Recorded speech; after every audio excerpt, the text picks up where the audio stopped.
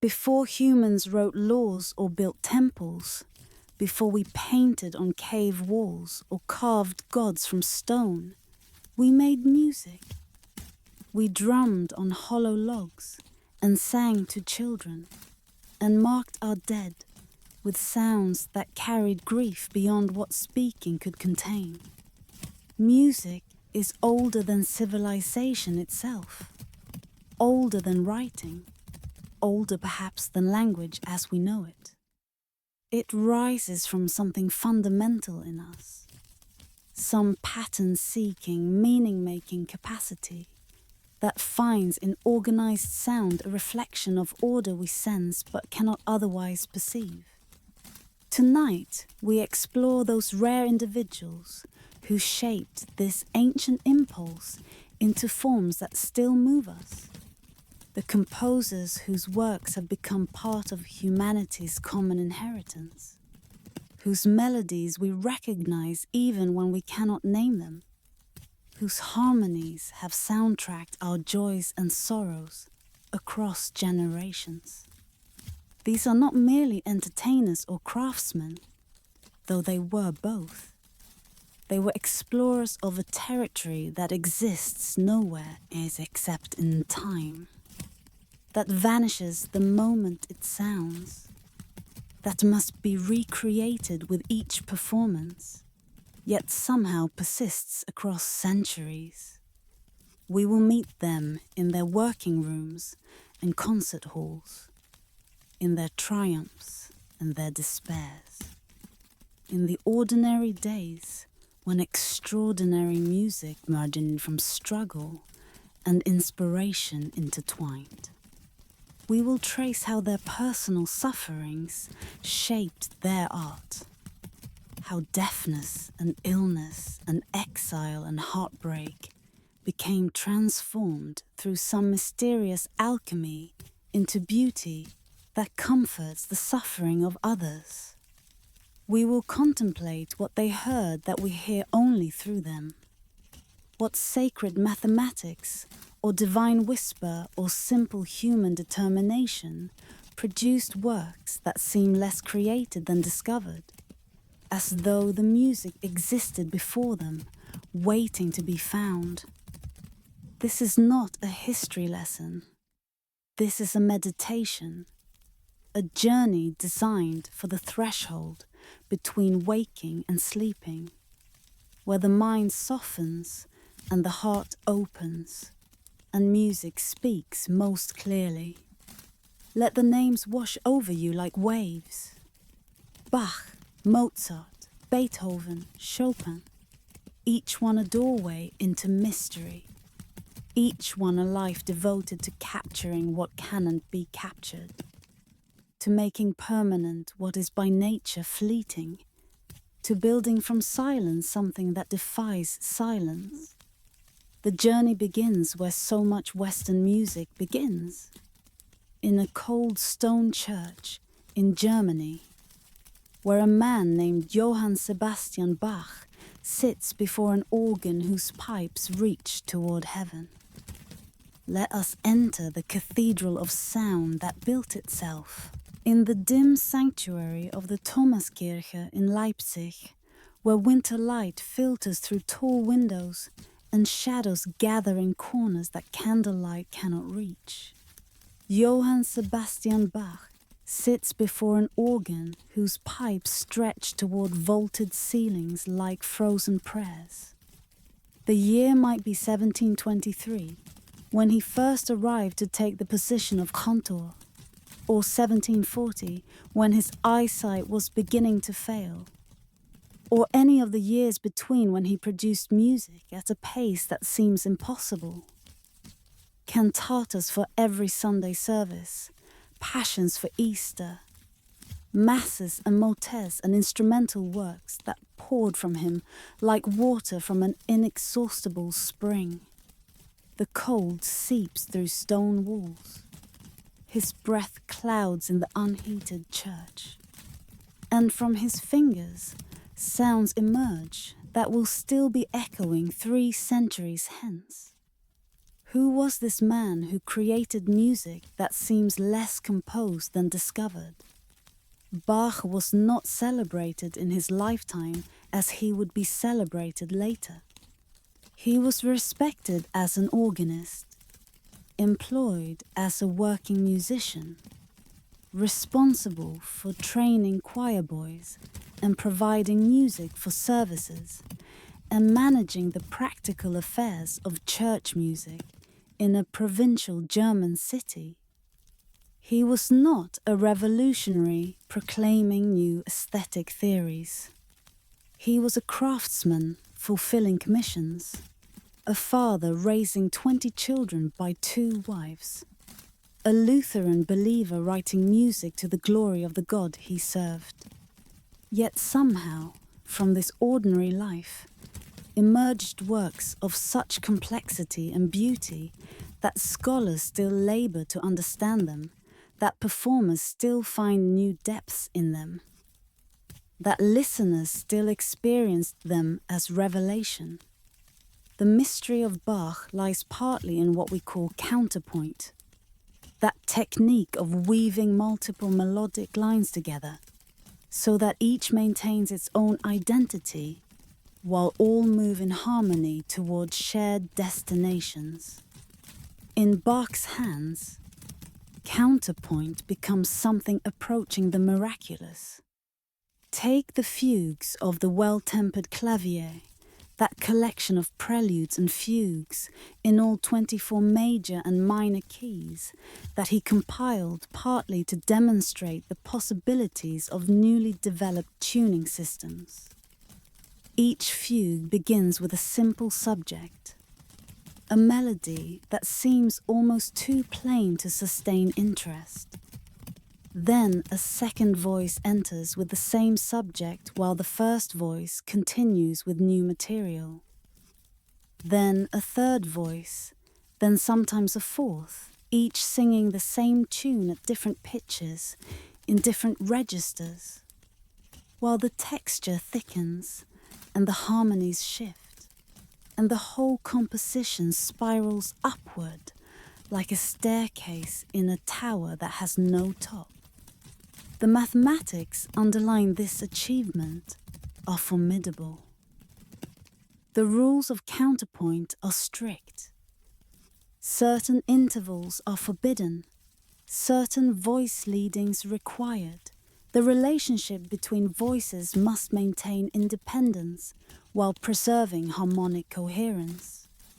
Bach not only mastered these rules, but transcended them, creating works that satisfy every technical requirement while achieving emotional effects that theory alone cannot explain. The final fugue of the Art of Fugue, left unfinished at his death, spells out his own name in the musical notes BACH in German notation, B flat Ace B natural. A signature embedded in the structure itself, a monument inscribed with its creator's identity, in a language only musicians can read. But Bach was not merely mathematician of sound. He was also preacher, pastor of souls through music, crafter of works designed to move congregations toward deeper faith. The St. Matthew Passion, that massive setting of Christ's crucifixion narrative, employs double chorus, double orchestra, soloists, and congregation to create drama of overwhelming intensity. When the chorus cries out, "Crucify him," the voices overlap and clash in dissonance that captures mob violence in pure sound. When Jesus prays in Gethsemane, the accompaniment trembles with strings playing pianissimo, creating atmosphere of intimate agony. When finally the death is accomplished and the body is laid in the tomb, the final chorus achieves peace that feels earned, feels necessary, feels like resolution that required all the suffering that preceded it. Bach went blind in his final years, the victim of botched eye surgeries that were common in that era. His sight sacrificed to the work of copying scores by inadequate candlelight. He died in 1750, was buried in an unmarked grave, was largely forgotten by a musical world moving toward new styles that found his counterpoint old-fashioned. His manuscripts were scattered among his children, some sold for pennies, some used as wrapping paper, some lost forever. The Matthew Passion was not performed again for nearly 80 years, until Felix Mendelssohn revived it in 1829, beginning the Bach Renaissance that continues today. What accounts for this resurrection? Why does Bach speak to us across centuries when so many of his contemporaries have faded into footnotes? Perhaps because his music achieves what great art achieves. It creates order that reflects some deeper order. It finds pattern in chaos. It makes audible something we sense but cannot otherwise perceive. The fugues are not merely clever. They are beautiful. The chorales are not merely correct. They are moving. The passions are not merely dramatic, they are profound.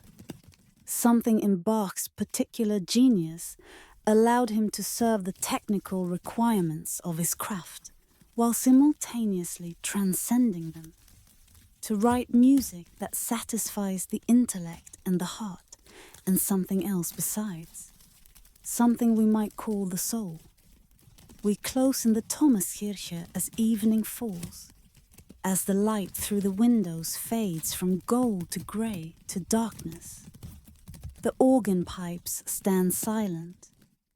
The pews are empty. But somewhere in the architecture itself, in the stone that absorbed centuries of sung prayer, the music persists. Bach is buried now beneath a marker in the choir, his bones recovered and reinterred with honor.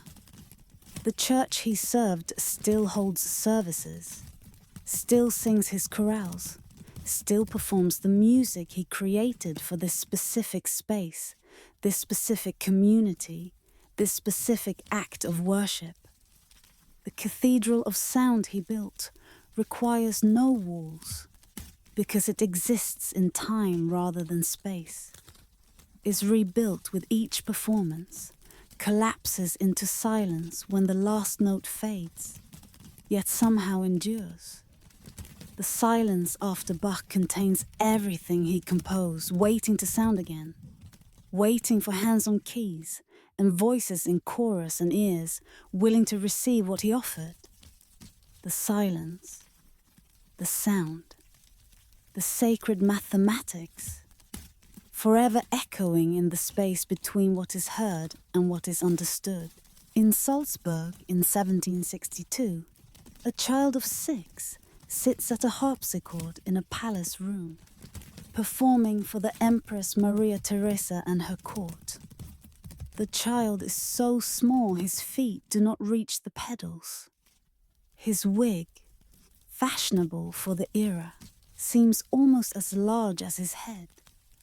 Yet his fingers move across the keys with authority that silences the room, that makes sophisticates who have heard every virtuoso in Europe lean forward in their chairs, that prompts the Empress herself to take the boy onto her lap and kiss him. Wolfgang Amadeus Mozart has begun his conquest of the musical world, a conquest that will bring him fame and poverty, triumph and tragedy, immortality and an unmarked grave. The mystery of Mozart begins with the simple question: where did such ability come from? His father Leopold was a competent musician, a violinist and composer of moderate gifts who recognized immediately that his son possessed something unprecedented. By age 3, Wolfgang was picking out chords on the clavier. By 4, he was composing short pieces. By 5, he had written his first complete compositions. By 6, he was performing before royalty. The speed of development suggests not merely talent, but something else, some access to musical understanding that bypassed normal learning, that arrived fully formed, that seemed to come from elsewhere. Leopold, recognizing both the gift and the opportunity, organized tours that took the child and his sister Nano across Europe. The journeys were arduous, jolting carriages over rutted roads, inns of questionable cleanliness, the constant risk of illness that killed so many in that era. Wolfgang contracted smallpox, typhoid fever, rheumatic fever, various unidentified ailments that left him weakened and ill for weeks at a time. Yet he continued to compose, continued to perform, continued to produce music that astonished audiences who could not believe such sounds emerged from such a small person. What did Mozart hear that others could not? He claimed in Letters That Survive that compositions arrived in his mind complete, entire symphonies, entire operas, fully orchestrated and ready to be transcribed. Whether this account is literally accurate or somewhat exaggerated, it captures something true about his process. Mozart's manuscripts show remarkably few corrections. The music seems to have flowed from conception to paper, with minimal revision, as though he were taking dictation rather than creating. Other composers labored over passages, revised and restructured and reconsidered. Mozart seemed merely to write down what he already knew. The operas that emerged from this facility remain among the greatest works of musical theatre ever created. The Marriage of Figaro, composed in 1786, transforms a politically dangerous play into comedy that cuts to the heart of class conflict, sexual politics, and the possibility of forgiveness. Don Giovanni, from 1787, presents a seducer whose damnation is both deserved and somehow tragic, whose vitality makes his punishment feel like loss rather than justice. The Magic Flute, from Mozart's final year, combines fairy tale and Masonic symbolism and sublime melody into a work that operates on multiple levels simultaneously, that can be enjoyed by children and contemplated by philosophers, that contains some of the most beautiful music ever written alongside comic scenes that border on vaudeville. But Mozart's life was far from the fairy tale his music might suggest. After initial success as a child prodigy, he struggled to establish himself as an adult composer. He broke with the Archbishop of Salzburg, his employer, in a dispute that left him without steady income. He moved to Vienna, freelancing as performer and composer, accumulating debts he could never quite repay. His letters to his father and later to his wife Constanze reveal constant money worries, constant scrambling for commissions, constant anxiety about how to maintain the lifestyle he desired on the income he could generate. The final years were especially difficult. Though he produced some of his greatest works, the final symphonies, the clarinet concerto, the requiem left unfinished at his death, commissions were fewer, audiences smaller, debts larger. The story of the Requiem's commission has become legendary. a mysterious stranger appearing to order a mass for the dead, Mozart becoming convinced he was writing his own funeral music, working feverishly even as illness claimed him. The truth is more prosaic. The stranger was merely a servant of a count who wished to pass off the composition as his own. But the legend captures something true about Mozart's final months. The sense of racing against time, pouring out music, as though he knew the well would soon run dry. Mozart died on December 5, 1791 at age 35. The cause remains debated. Rheumatic fever, kidney disease, poisoning, the rumor that rival Salieri murdered him has been thoroughly debunked, but persists in popular imagination. He was buried in a common grave, as was customary in Vienna for those who could not afford better. His remains now impossible to identify among the bones of others interred in the same plot. The physical Mozart vanished into anonymity. What remained was the music. And what music remains? Over 600 compositions in a career of barely 30 years. Symphonies, concertos, chamber works, operas, sacred music, songs, dances. The variety is staggering, the quality remarkably consistent, the achievement almost impossible to comprehend. How did one person, in one brief lifetime, produce so much of such excellence? The question has no adequate answer. We can describe Mozart's training, analyze his techniques, trace his influences.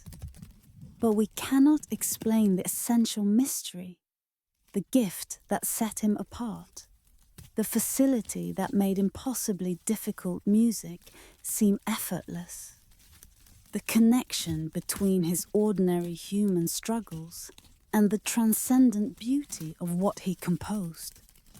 We close in the room where Mozart died, now reconstructed, displayed to tourists who come seeking connection to genius. The harpsichord sits silent. The desk where he composed holds only reproductions. The man himself is gone, leaving only notes on paper that become sound when performed, that become silence when the performance ends, that somehow persist in memory and in manuscripts and in the cultural inheritance of humanity. The child who heard colors in the dark grew into the man who gave those colors to us. The gift that arrived from elsewhere departed, returning perhaps to wherever such gifts originate, leaving behind only the tracks of its passage.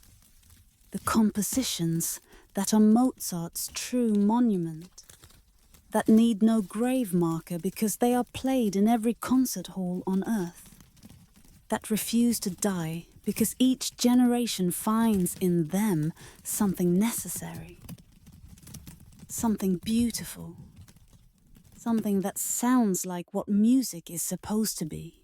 In the silence that surrounded Ludwig van Beethoven, music continued to sound. Not in his ears, those had failed him. Progressively through his 30s, completely by his 50s. But somewhere deeper, in the inner space where composition occurs before notation captures it, where harmonies exist as ideas rather than vibrations. This chapter enters that silence, follows the composer through the darkness that descended upon him, witnesses the transformation of tragedy into triumph that has made Beethoven a symbol of human capacity to transcend limitation. The deafness announced itself gradually, cruelly. In his late 20s, Beethoven began to notice that he could not hear soft sounds, that conversations in crowded rooms became impossible to follow, that the buzzing and ringing in his ears never fully ceased. He consulted doctors who prescribed treatments that ranged from useless to harmful. Ear trumpets that helped little, oils poured into ear canals, blistering agents applied to arms in hope of drawing out whatever poison was causing the damage. Nothing worked. The hearing deteriorated year by year, forcing Beethoven to abandon the performing career that had supported him, to conduct orchestras while barely hearing what they played, eventually to communicate only through conversation books where visitors wrote questions he could not hear asked. The psychological impact was devastating. Beethoven was by nature sociable, enjoyed conversation and company, valued the relationships that deafness made increasingly difficult to maintain. The Heiligenstadt Testament, that extraordinary document, written in 1802 during a retreat to the countryside, reveals the depth of his despair. He confesses to his brothers the secret of his deafness, which he had hidden out of pride and shame. He describes the humiliation of asking others to repeat themselves, of pretending to hear what he could not, of watching friends respond to sounds that reached him only as silence. He admits contemplating suicide, prevented only by his art, the works he had not yet composed, the music that demanded to be written regardless of what his ears could or could not perceive. What followed the crisis was not surrender but transformation. Beethoven entered what scholars call his heroic period, producing works of unprecedented scale and intensity. The Eroica Symphony that expanded the form beyond anything previous. The Appassionata Sonata that tested the limits of the piano and the pianist. The Opera Fidelio that dramatized liberation from tyranny. The fourth and fifth piano concertos that combined virtuosity with symphonic scope. The music of this period seems to shout, to declaim, to insist. If Beethoven could not hear the world, he would make the world hear him. The Fifth Symphony embodies this defiance. The famous opening, 4 notes, 3 short and 1 long, rhythm of fate knocking at the door as Beethoven allegedly described it, announces a composition that will not be ignored.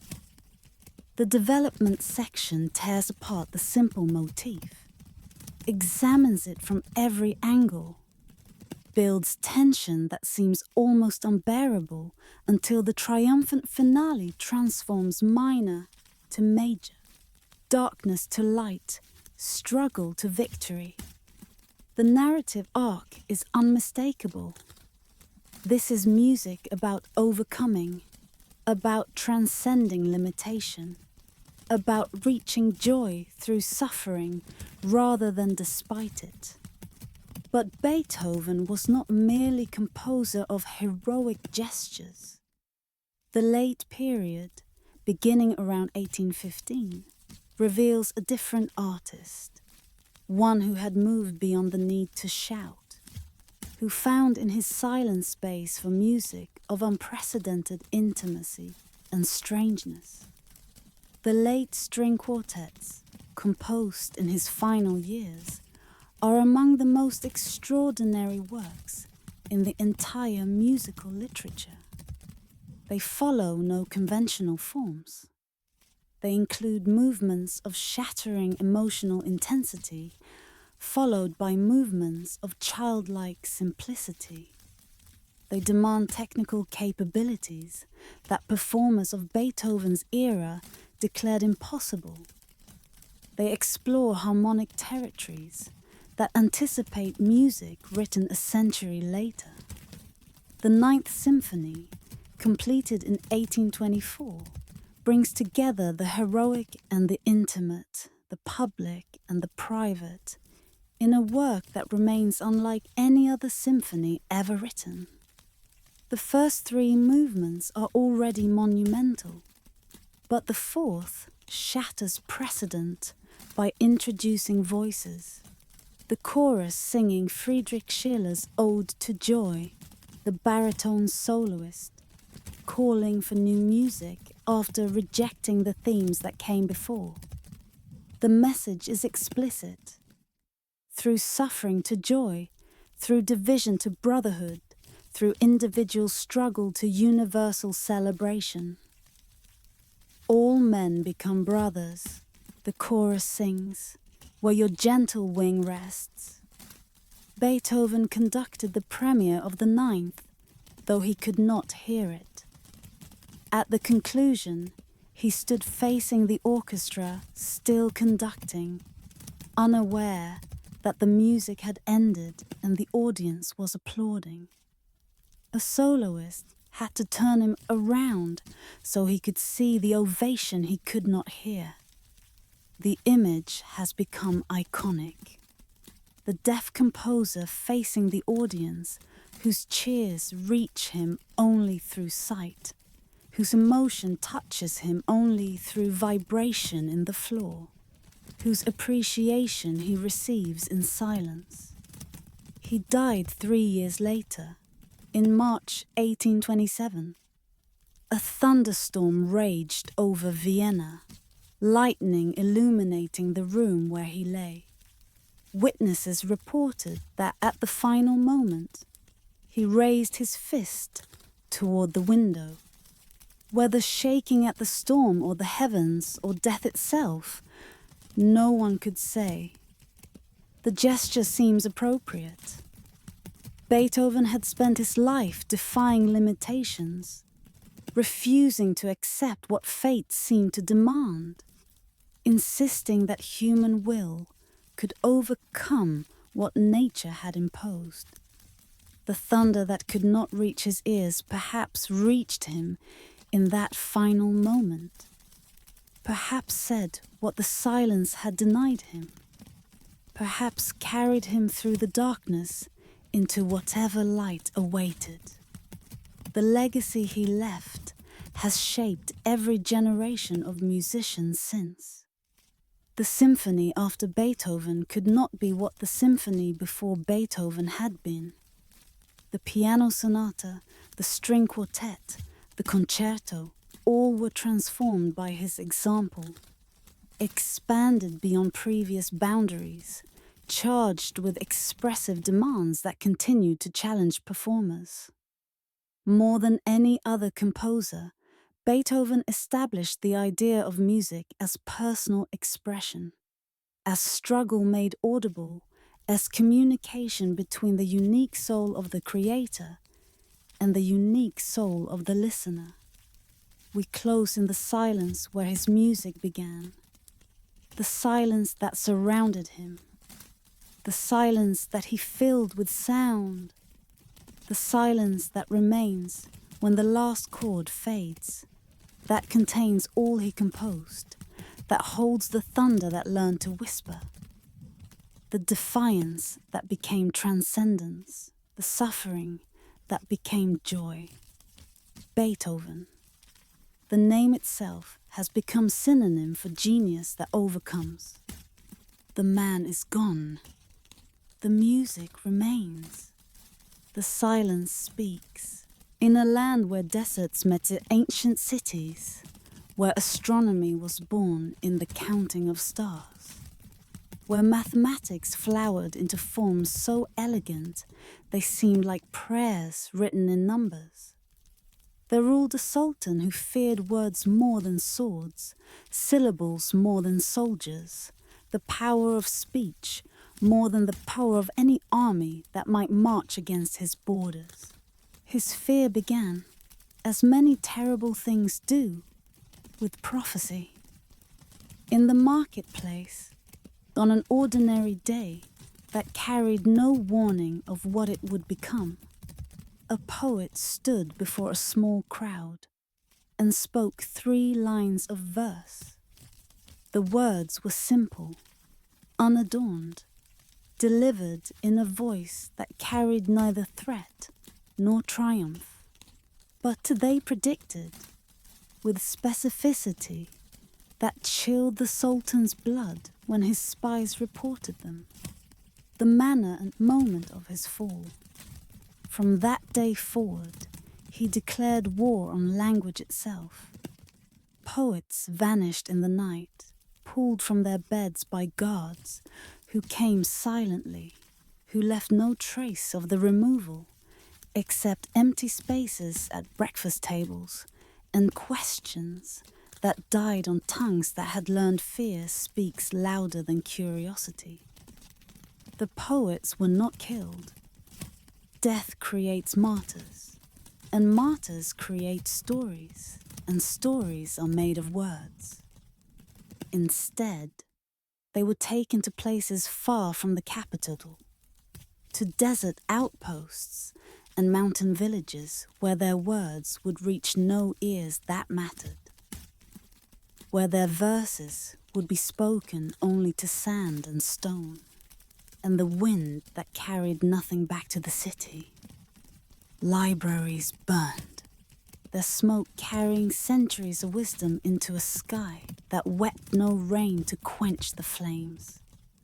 The Sultan's soldiers came with torches and oil, working systematically through the great repositories of knowledge that had made the city famous across the known world. They burned scrolls written by scholars whose names had become synonyms for wisdom. They burned astronomical charts that mapped the heavens with precision unmatched in any other civilization. They burned medical texts, philosophical treatises, histories, poetry, mathematics, everything reduced to ash that fell on the city like black snow, coating streets and rooftops with the residue of destroyed knowledge. The scholars watched, helpless, as their life's work transformed into smoke. Some wept openly, beyond caring what consequences their tears might bring. Others stood silent, their faces frozen in expressions of grief, so profound it seemed to age them decades in the hours it took for the fires to burn themselves out. A few tried to rush into the flames, to save what they could or die trying. But the guards held them back with spears that drew blood without quite delivering death, making them bear witness to destruction they could not prevent. Schools closed their doors, their courtyards growing wild with weeds that knew no teacher's gentle correction. The buildings remained standing, empty monuments to a function they no longer served. In the schoolyards where children had once played games that taught them mathematics through movement, that instilled logic through riddles, that made learning feel like discovery rather than labor, silence settled heavy as dust. The teaching stones where masters had sat cross-legged while students gathered around. The fountains where discussions continued through hot afternoons. The walls where notable insights had been carved for future students to contemplate. All stood unused, slowly crumbling under the neglect that follows when purpose is removed, but structure remains. The Sultan's guards patrolled with ear trained to catch whispers, eyes sharp for the movement of lips in prayer or protest. The punishment for unauthorized speech was swift. The tongue taken, the voice silenced permanently. The operation was performed by surgeons skilled enough to ensure survival, cruel enough to ensure the message was received by every witness forced to watch. Those who lost their tongues were released back into the city, living reminders of what speech could cost, their still continuing presence more effective than any proclamation at enforcing the Sultan's will. Markets that once rang with haggling and laughter became theatres of gesture. Hands moving in desperate pantomime, faces speaking what mouths no longer could. The merchants developed an elaborate system of signs, fingers indicating quantities, hand positions suggesting qualities, facial expressions negotiating prices. The system worked, after a fashion, allowing commerce to continue. But something essential was lost in the translation from speech to gesture. Some human warmth that comes from voice and hearing, from the back and forth of conversation that is more than just exchange of information, but a kind of communion, a recognition of shared humanity that cannot quite be captured in silent signs. The city learned a new language of glances, of subtle touches, of silence heavy with all the words that suffocated unspoken. Lovers developed ways of communicating affection through the pressure of held hands, through patterns traced on skin, through looks that carried whole conversations in the space between heartbeats. Parents taught children through demonstration, through patient repetition, through a tenderness that had to work harder to cross the gap that words once bridged effortlessly. Friends met in silence that felt simultaneously sacred and suffocating, treasuring the connection while mourning the ease that had been stolen from it. He surrounded himself with mutes, believing their inability to speak made them loyal. His palace became a tomb of living silence, corridors where footsteps echoed, but voices never rose.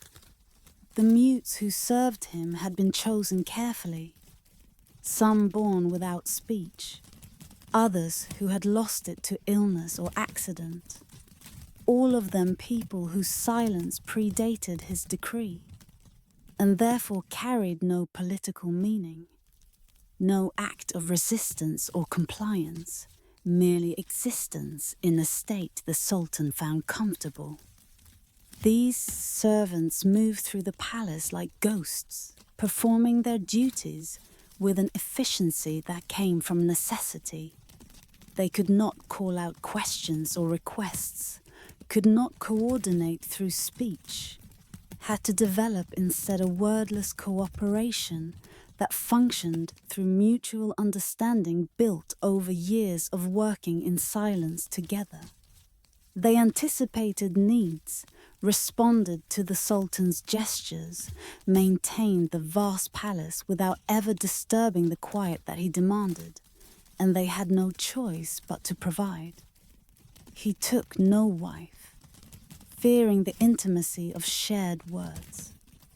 Marriage proposals came from neighboring kingdoms, from noble families within his own realm, each offering daughters described in letters he burned without reading fully.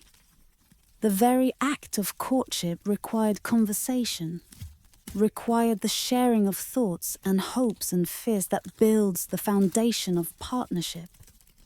But the Sultan could not imagine sharing his inner world through words, could not imagine trusting another person with the vulnerability that language requires, could not imagine lying beside someone in darkness and speaking of dreams and doubts and all the things that whisper in the mind in hours too small for gods to monitor. He fathered no children, terrified they might speak the prophecy into being. The continuation of his line, normally a sultan's primary duty, became impossible when weighed against his fear. Children speak.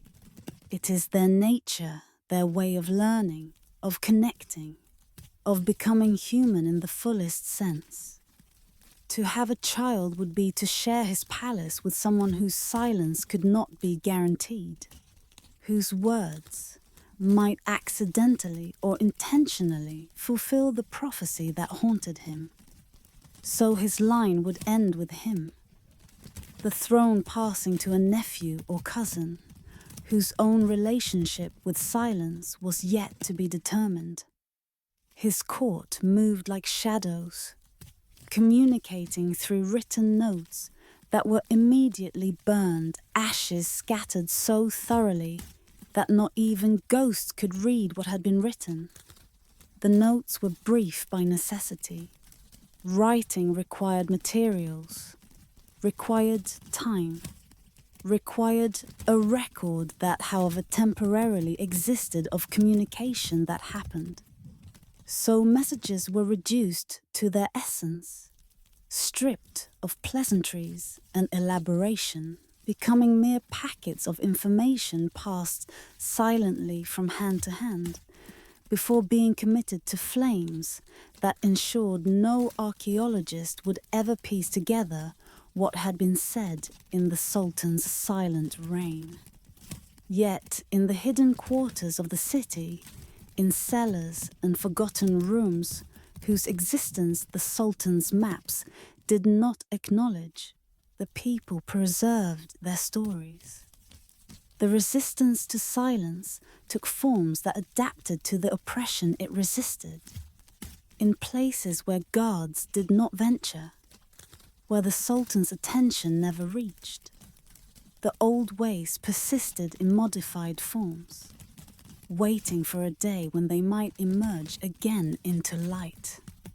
Grandmothers taught grandchildren the old tales through song hummed so softly it seemed like breathing.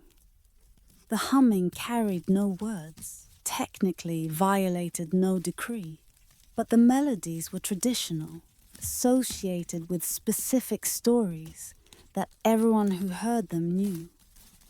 The tune for the creation myth, the melody for the hero's journey, the rhythm for the love story that ended in tragedy, each one a carrier of narrative that needed no words because the melody itself was the story. The notes arranged in patterns that suggested plot points and character arcs and moral lessons that had been embedded in the music generations ago when no one imagined a time when singing the words might be forbidden. Poets composed verses in their minds, memorizing each line without ever giving it sound, creating libraries of the unspoken. These internal compositions grew elaborate over years of refinement, each poet carrying entire volumes in memory, revising and perfecting without ever writing down or speaking aloud the words that consumed their thoughts. The discipline required was extraordinary. To compose without external record, to edit without written draft, to preserve without physical copy. But necessity made poets of the people, made memory their page, made silence their publisher. They passed down the prophecy too, not the 3 lines the Sultan feared, but a 4th line that had never been written, that existed only in collective memory, a line added by the people themselves as commentary on the Sultan's reaction to the first 3 lines. The 4th line said, "Silence broken becomes thunder." It was taught from grandmother to grandchild, from master to apprentice in trades that still required some instruction, from friend to friend in moments of trust deep enough to risk the sharing. The line became a promise, an assertion that the silence could not last forever, that speech suppressed would eventually erupt with a force proportional to the pressure that had contained it. Thunder is not gentle. It shakes walls, rattles windows, announces storms that transform landscapes. The fourth line suggested that when the Sultan's silence finally broke, the breaking would be loud enough to compensate for all the years of hours of enforced quiet, powerful enough to wash away the structures built on the suppression of human voice. They waited, these keepers of forbidden words, for the day when voices would again rise like dawn after the longest night.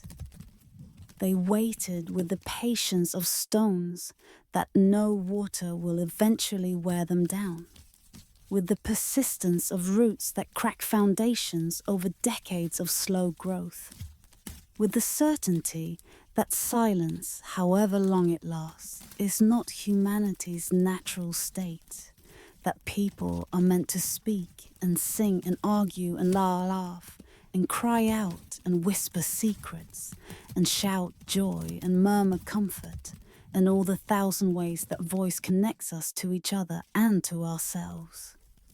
The Sultan grew old in his silence, his ears becoming so attuned to quiet that the smallest sound, a footstep in a distant corridor, a door closing rooms away, would startle him awake from sleep that grew ever lighter, ever more fragile. His paranoia deepened with age. His conviction that the prophecy lurked in every potential syllable, making him withdraw further into isolation. Surrounding himself with fewer and fewer people, trusting less and less until finally he trusted no one. Lived alone, attended only by mutes whose loyalty was assumed rather than earned, whose silence was enforced by nature rather than choice. When he died, his mouth was open, as if death had caught him in the act of speaking or screaming, as if whatever final words he might have had were stolen by the end before they could emerge. His body was found by a mute servant who could not cry out, could only run silently to summon others who came and stood around the body in silence that was simultaneously respectful and resentful, mourning not the man, but the end of the fear he had embodied. The funeral was conducted in silence, as he would have wanted. No prayers were spoken aloud, no eulogies delivered, no weeping that involved sound. He was buried in a tomb sealed with words carved into stone. The ultimate irony, that language would mark his resting place, that his name and titles and dates would be preserved in the very medium he had tried to destroy. And then, slowly, sound returned to the city.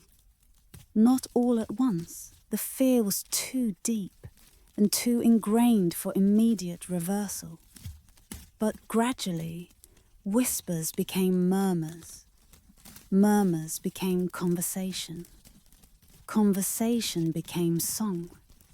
The libraries were rebuilt from memories and from copies that had been hidden or smuggled out before the burning.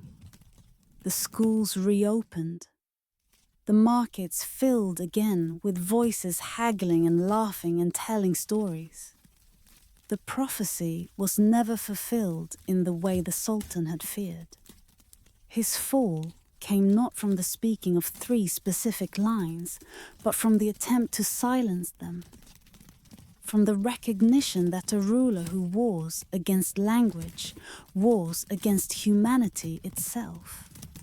From the understanding that words are not the enemy of power, but the foundation of any power worth having.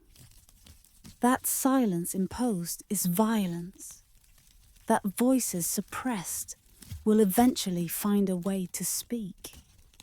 And when they do, when silence breaks, the sound is indeed like thunder, so ancient, powerful, unstoppable. clearing the air for the rain that will make green things grow again in soil that has been too long dry, too long denied the nourishment that falls from sky and speech alike when both are finally free, on an island where mist never fully lifted, where the boundary between land and sea seemed negotiable with each tide, where the very ground felt temporary beneath your feet, as if it might dissolve back into ocean at any moment. There ruled a prince who never truly claimed his throne. He inherited a kingdom in chaos, a realm that had been prosperous once, but whose prosperity had been consumed by his father's wars. The old king had been ambitious, aggressive, convinced that expansion was the same as success, that each conquered territory added to his glory, even as it subtracted from his treasury, from his people's well-being, from the foundation of stability that any kingdom requires to flourish. The prince had watched his father's wars from the palace windows, had seen the soldiers march out with banners flying and weapons shining, had waited for their return with numbers diminished and eyes haunted. He had walked through halls where ministers argued about strategies and supplies, where maps were marked with territories won and lost, where the language was always of glory and victory, even when the reports detailed suffering and defeat. When his father died, not in battle, but in his bed, worn out by the effort of maintaining wars that had outlasted their purpose, the prince inherited not just a throne, but a catastrophe. Enemies at every border, some newly made by his father's aggression, others old rivals who saw the transition of power as opportunity for revenge or reclamation. Treasuries depleted, the gold spent on weapons and soldiers, and the infrastructure of warfare rather than the infrastructure of peace.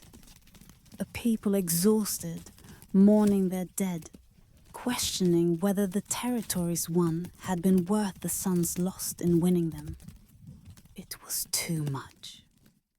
The weight of it pressed down on the prince like a physical burden, making it difficult to breathe, to think, to imagine any action that might make things better rather than worse. So he did what seemed, at the time, like a reasonable solution to an impossible problem. He fled. Not physically. That would have been abandonment, would have sparked immediate cries, would have made obvious what he preferred to keep hidden.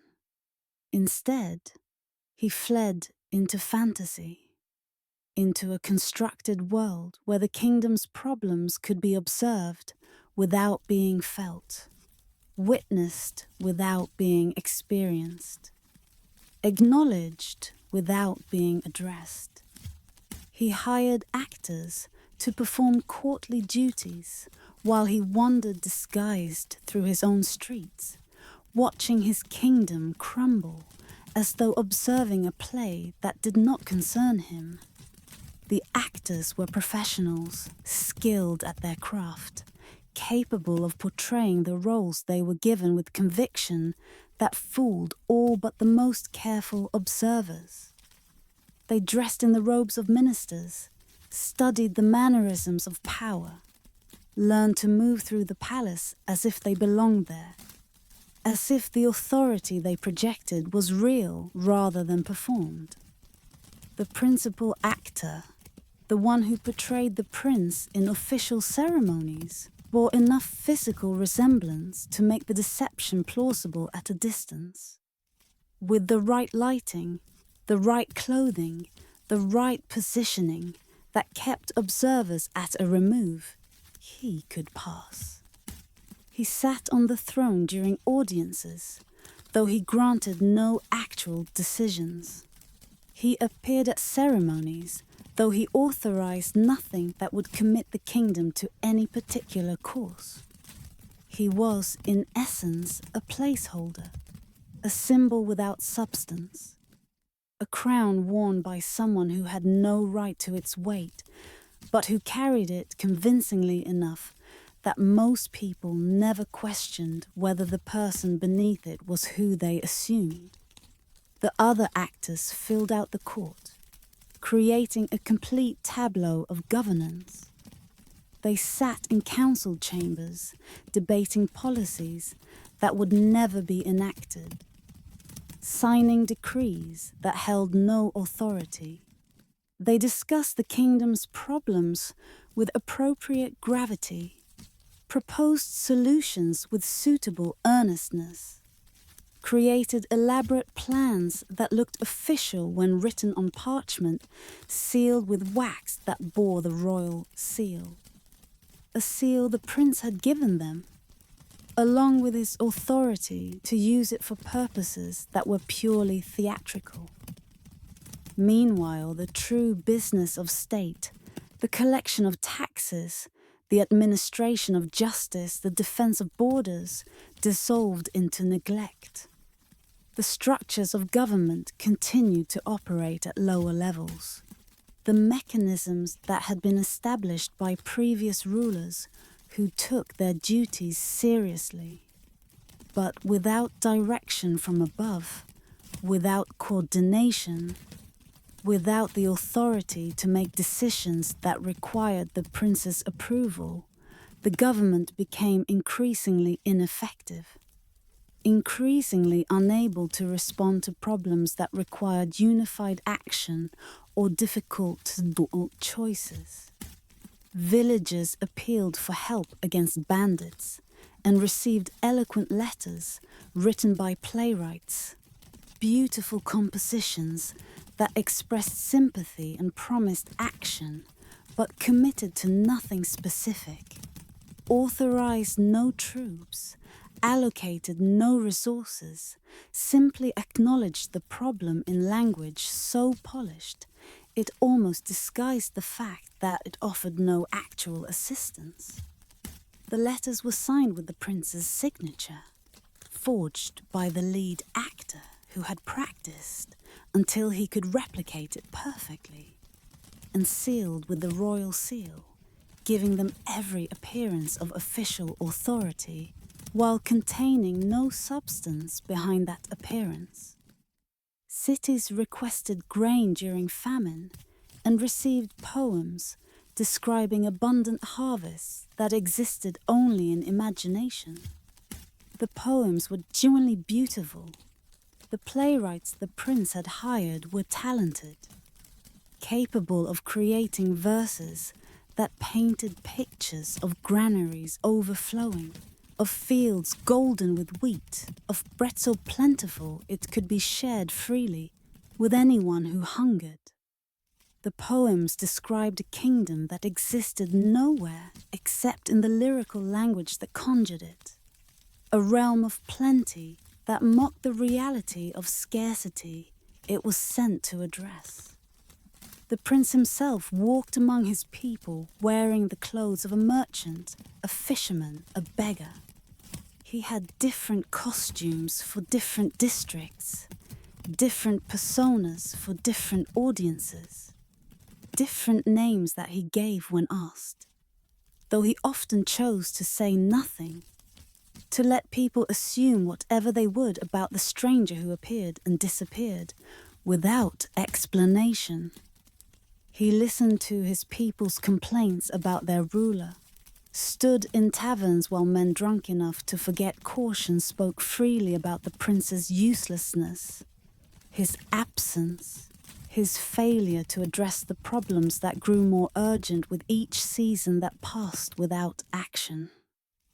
The prince nodded sympathetically, agreed that yes, the prince was indeed neglectful, absent, lost in whatever concerns occupied him while his people suffered.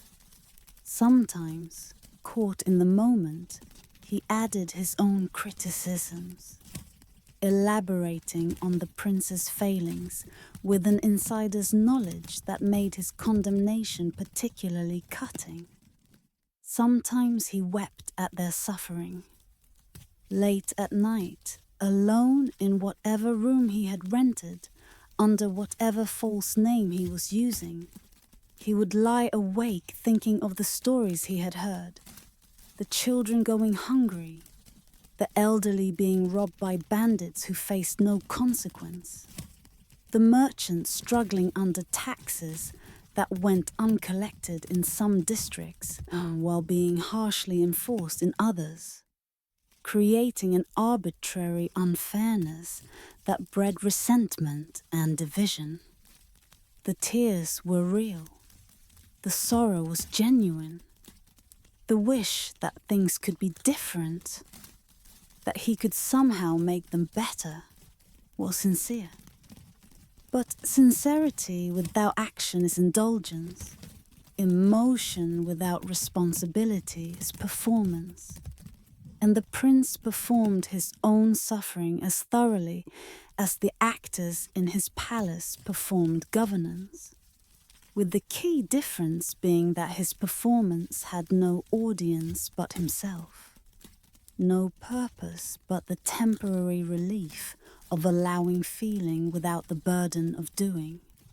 Sometimes he bought people drinks and listened to their stories deep into the night, hearing about their lives with an attention that would have served him well if he had applied it to actual governance. If he had taken what he learned in these midnight conversations and transformed it into policy, into action, into the work of ruling that he had hired others to pretend to do, while he pretended to be someone other than himself.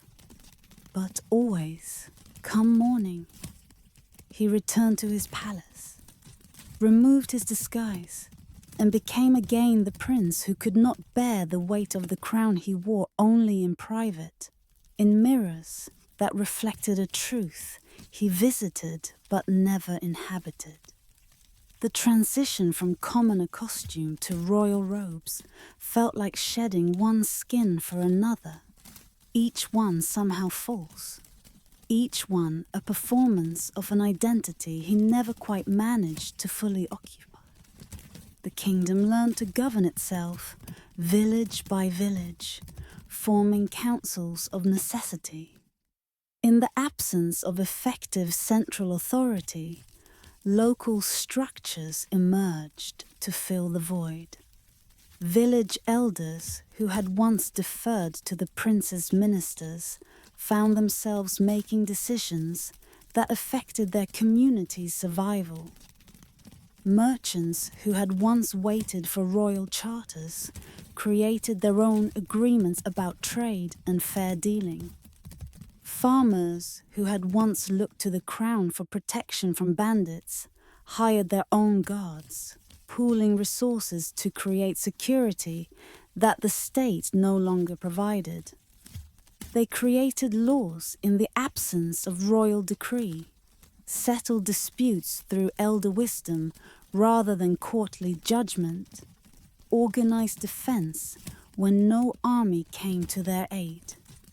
The laws were simpler than the formal codes that had existed before, more directly connected to the problems they addressed, more flexible in their application because they were created by people who understood context, who knew the individuals involved, who could craft solutions that fit circumstances rather than applying rigid rules that might not account for nuance. They became inadvertently free, though they still paid taxes to a throne that gave nothing in return. The taxes were collected by functionaries who operated on precedent and habit, who continued to gather revenue because that was the system that existed, that had existed for generations, that no one had explicitly ordered to stop even though no one was actively directing it to continue. The money flowed into treasuries where it sat unused, accumulating while the kingdom it was meant to serve struggled to meet needs that gold could address, if anyone with authority to spend it cared enough to do so. They still bowed to a crown that had become purely ornamental, a relic of a contract broken by the very man who should have honored it. When the actor who played the prince appeared at ceremonies, the people bowed because that were custom, because open resistance would bring consequences they couldn't afford, because it was easier to maintain the fiction than to confront the reality that their prince had abdicated everything but the title, had kept the crown while abandoning the responsibility that gave it meaning, and the prince wandered on, a ghost haunting his own reign, present and absent, ruler and refugee from his own responsibility. Years passed. The actors aged, had to be replaced with new performers who learned the roles from their predecessors. The prince himself aged, his disguises requiring more effort as his face became known despite his attempts to remain unknown, as his distinctive way of moving or speaking betrayed him to observers more perceptive than he credited.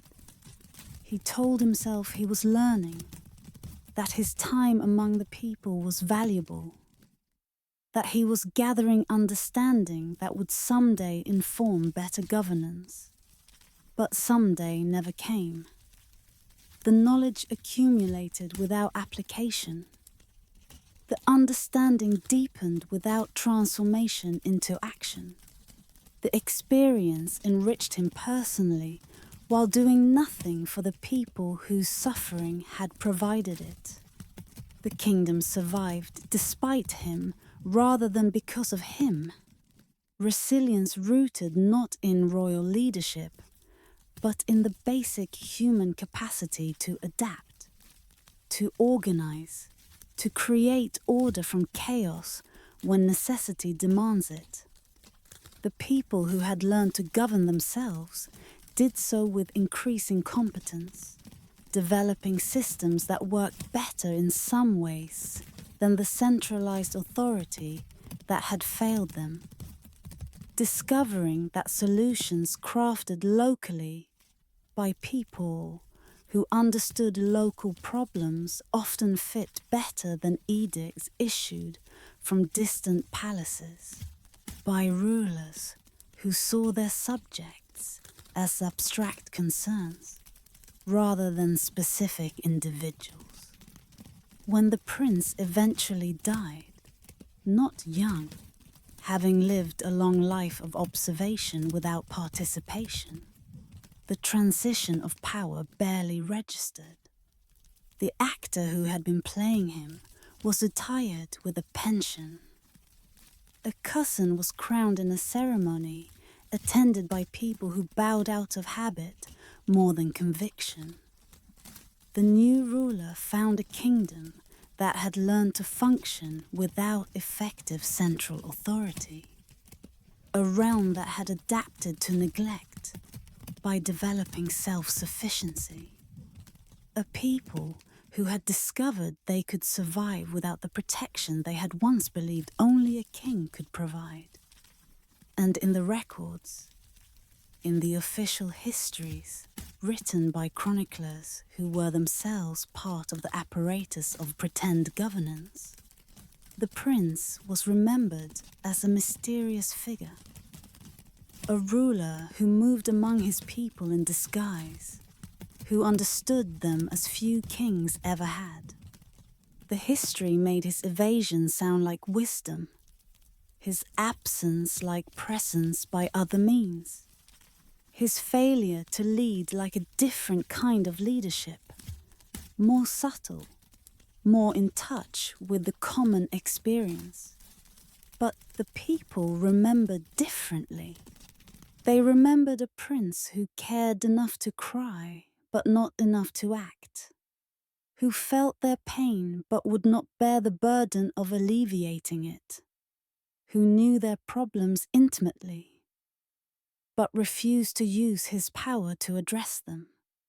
They remembered, and they taught their children, preserving a truth more accurate than the official history, that empathy without action is indulgence, that understanding without application is cowardice, that a crown unworn might as well not exist, that a throne unoccupied becomes a symbol of absence rather than authority, that a prince who could not bear the weight of responsibility should have set down the crown rather than keeping it while fleeing everything it demanded of him.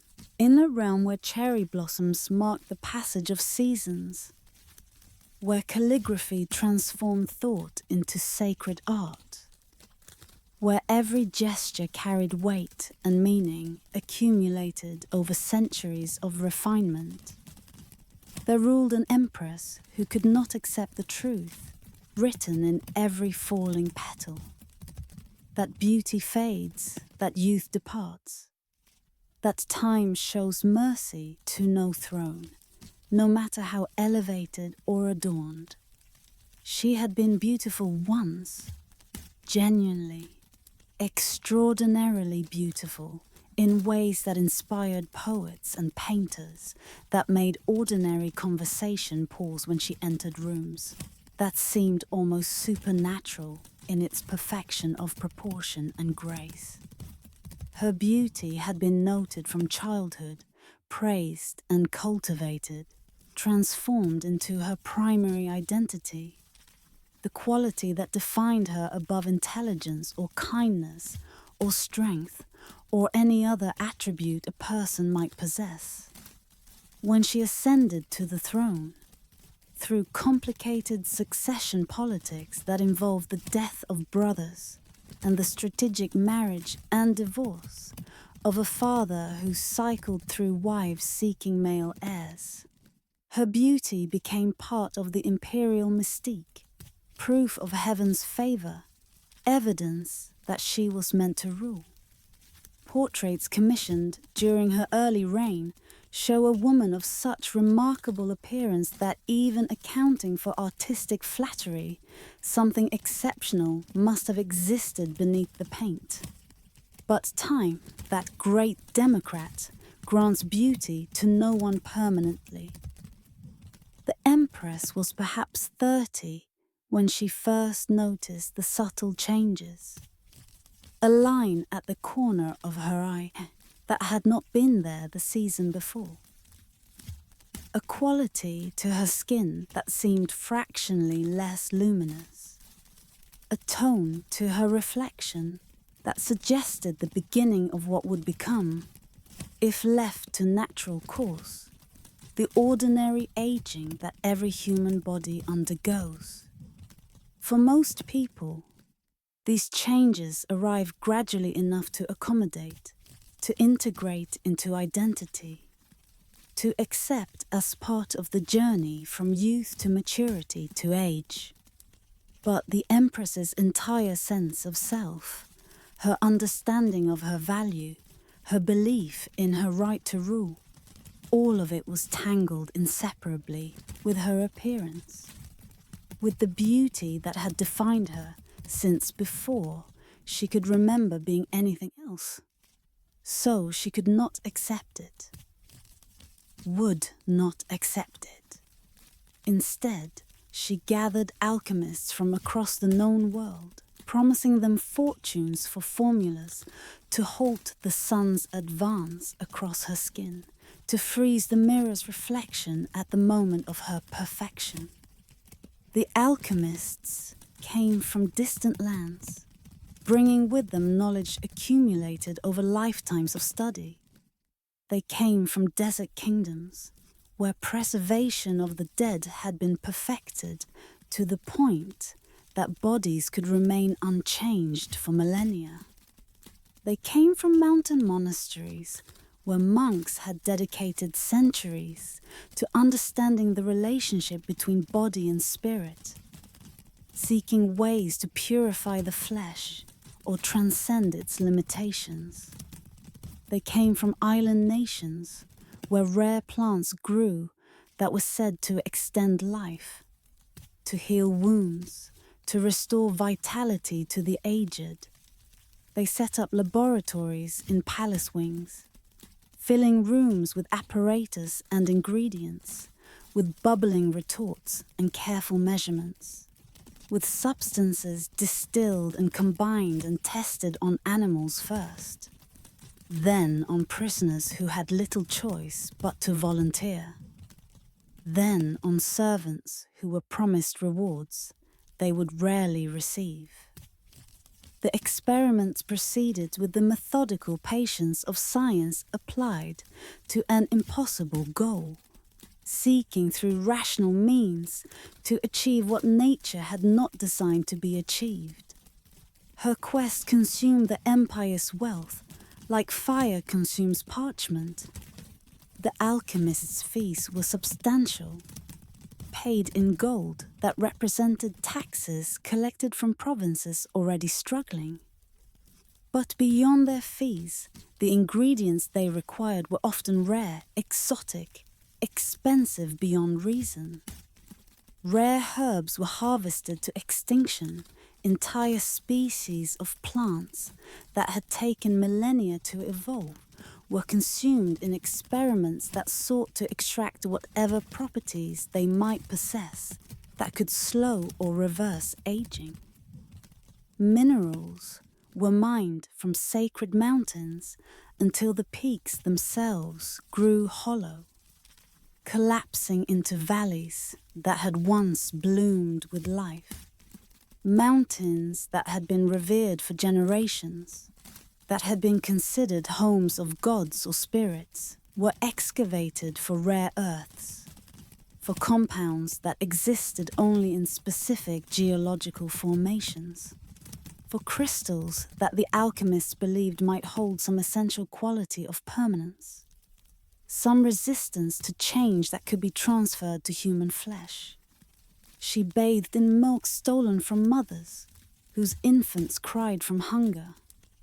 The milk baths were recommended by alchemists, who believed that the properties that nourished infants might also preserve skin, might transfer some quality of new life to aging flesh.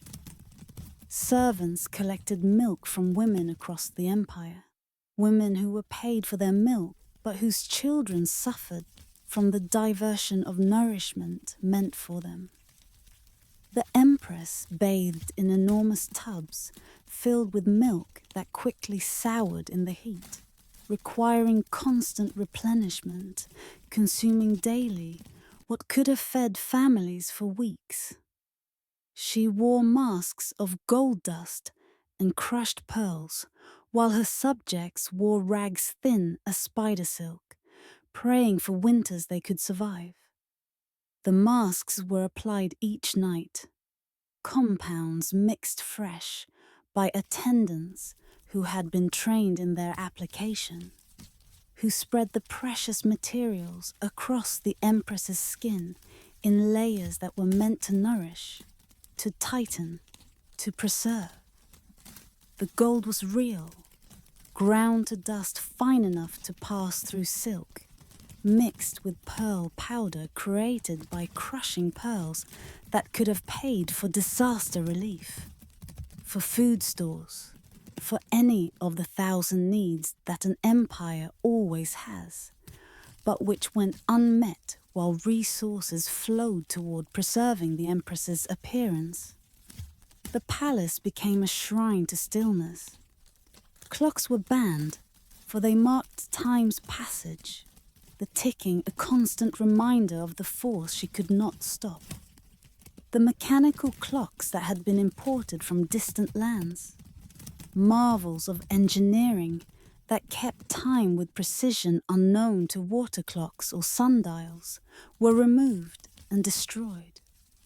The absence of clocks made time in the palace feel strange, unmoored, with no regular marking of hours, days bleeding into each other, in ways that made servants forget how long they had worked, when they had last rested. whether morning had passed to afternoon, or afternoon into evening. Mirrors were permitted only after court artists perfected each one's reflection, ensuring flattering light and angles that defied honesty. The mirror makers developed techniques that incorporated subtle distortions into the glass, curves that stretched and flattered, that took years from reflected faces, that showed the empress not as she was, but as she wished to be. The process of creating these mirrors was complex, requiring grinding and polishing to specifications so precise that most mirrors failed inspection and had to be destroyed, their fragments buried where they could not reflect truth that the empress had forbidden to exist in her presence. Her courtiers learned to age in secret, hiding grey hairs beneath elaborate wigs, painting youth onto faces that time had touched. To appear old in her presence was to remind her of the war she could not win, and such reminders often proved fatal to those careless enough to embody them. Not fatal literally, she did not execute courtiers for aging, but fatal to careers, to positions at court, to the access to power and influence that required remaining in the empress's favor. So the court became a strange place where everyone performed youth regardless of their actual age, where 70-year-old ministers wore makeup and padding to suggest vitality they did not feel, where grey hair was cause for panicked overnight dying, where wrinkles meant banishment, or at least removal from positions that required proximity to the empress. The courtiers became actors in a play about a place that did not age, performing roles in a fantasy that everyone knew was false, but that no one could afford to acknowledge. In the gardens she commissioned, sculptors carved statues of her younger self, each one perfect, unchanging, a lie told in marble and bronze.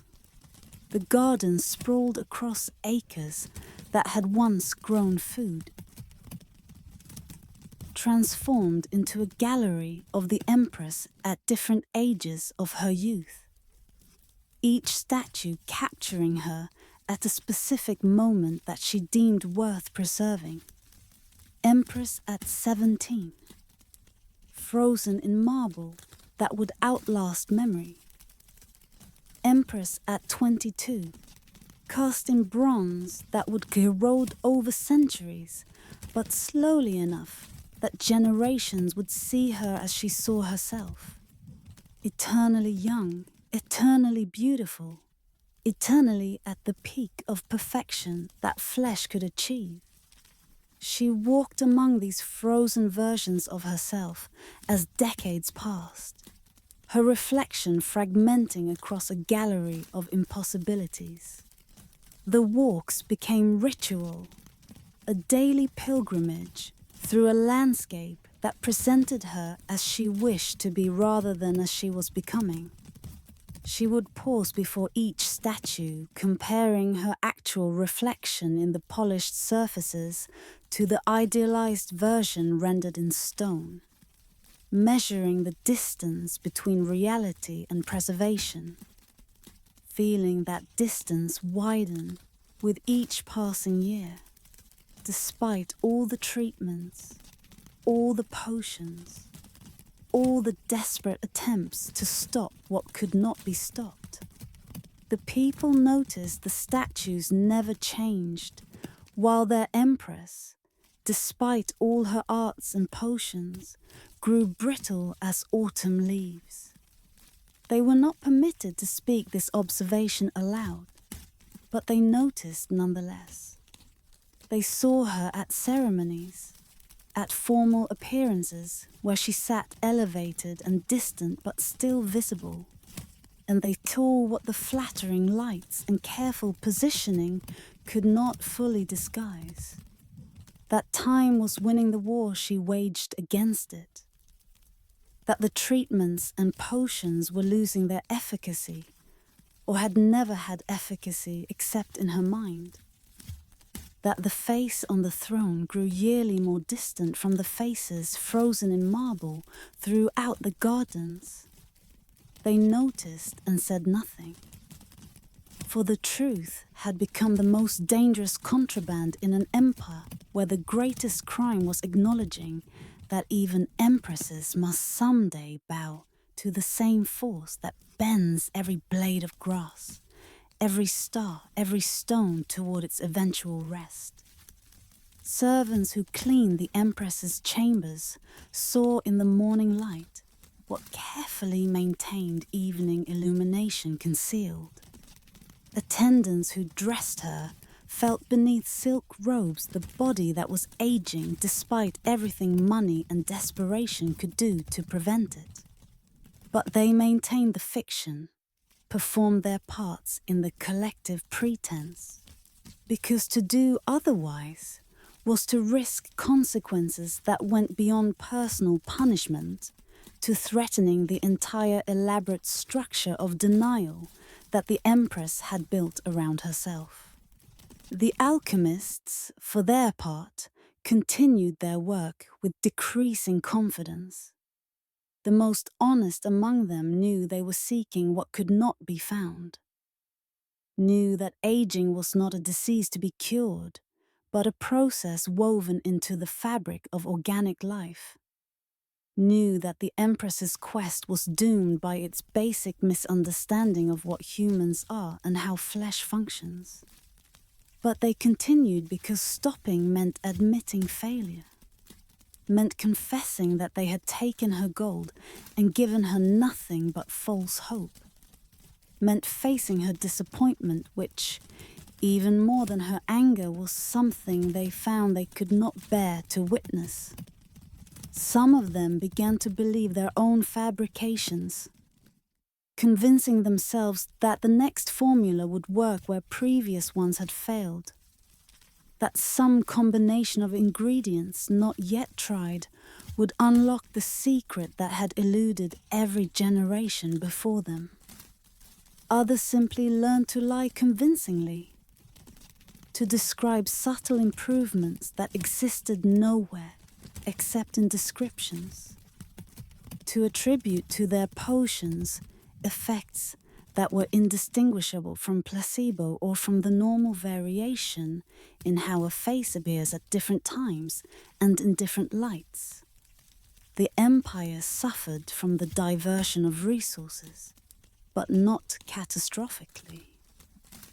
The structure of government was robust enough to function even when the Empress's attention was focused almost entirely on her appearance rather than on administration. Ministers governed, taxes were collected, infrastructure was maintained, all the mechanisms of state continuing to operate largely independent of the person who sat at its nominal center. The empire was wealthy enough that the waste, though substantial, did not immediately cause collapse. But there was opportunity cost. The good that could have been done with resources, instead devoted to impossible quests, the schools that could have been built, the roads repaired, the suffering alleviated, all the positive acts that never happened because the gold was spent elsewhere. As she aged, and she did age, despite everything, the Empress withdrew. Public appearances became rare, then occasional, then almost mythical. She ruled increasingly through intermediaries, through written decrees that carried her seal, but that might have been written by ministers who had learned to anticipate her wishes, or who simply made policy in her name, knowing she was too absorbed in her private war against time to notice or care. The palace filled with mirrors that lied, and courtiers who performed, and garden filled with statues that showed what was lost rather than what remained.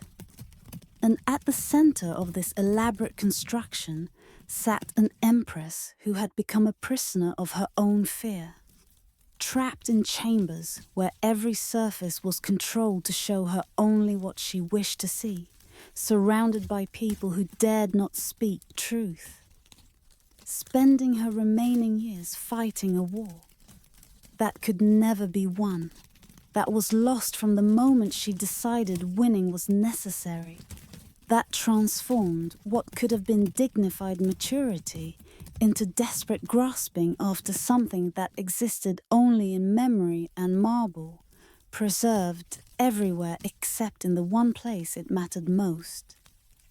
In the living flesh, that time, patient and inexorable, continued to move through its ordained passage from youth to age to whatever lies beyond, carrying the Empress with it despite her protests, despite her potions, despite her refusal to accept what every human body knows in its bones, that we are temporary, that beauty fades, that fighting this truth only makes its victory more complete when it finally, inevitably arrives. In valleys where fog settled thick as memory, where even summer felt like autumn's echo, where the sun appeared more as rumor than reality through layers of mist that never fully burned away, there ruled a king fascinated by absence, by what remained when the light departed, by the negative spaces that defined form more surely than form itself. His obsession began innocently, a childhood fear of shadows that transformed into curiosity, then fixation, finally madness wrapped in intellectual pursuit. As a young prince, he had been afraid of the dark, terrified of the shapes that appeared on walls when candles flickered, convinced that the shadows cast by ordinary objects were somehow more real than the objects themselves, that darkness held truths that light obscured. His tutors, trying to cure him of this fear, had taught him about optics, about how shadows were merely the absence of light, geometric projections with no substance or independent existence. But the lessons had the opposite effect.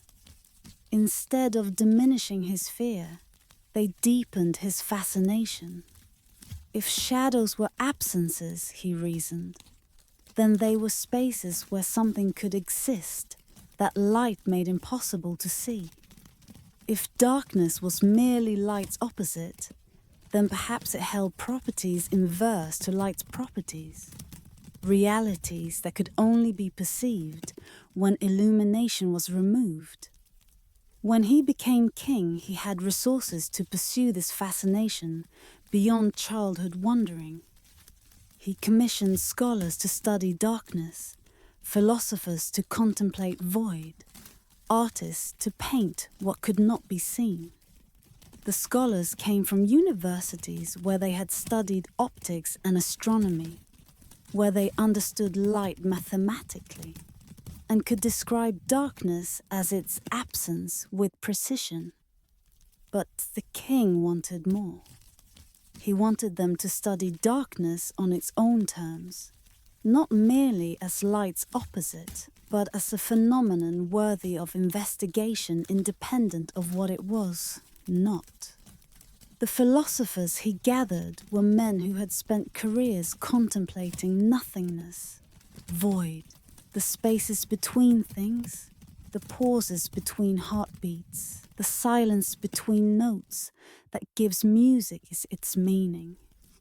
They debated in chambers lit by single candles, discussing whether darkness was truly absence, or whether it possessed its own existence, whether void was empty or full of things humans lacked the senses to perceive, whether nothing was truly nothing or merely something we had not learned to recognize.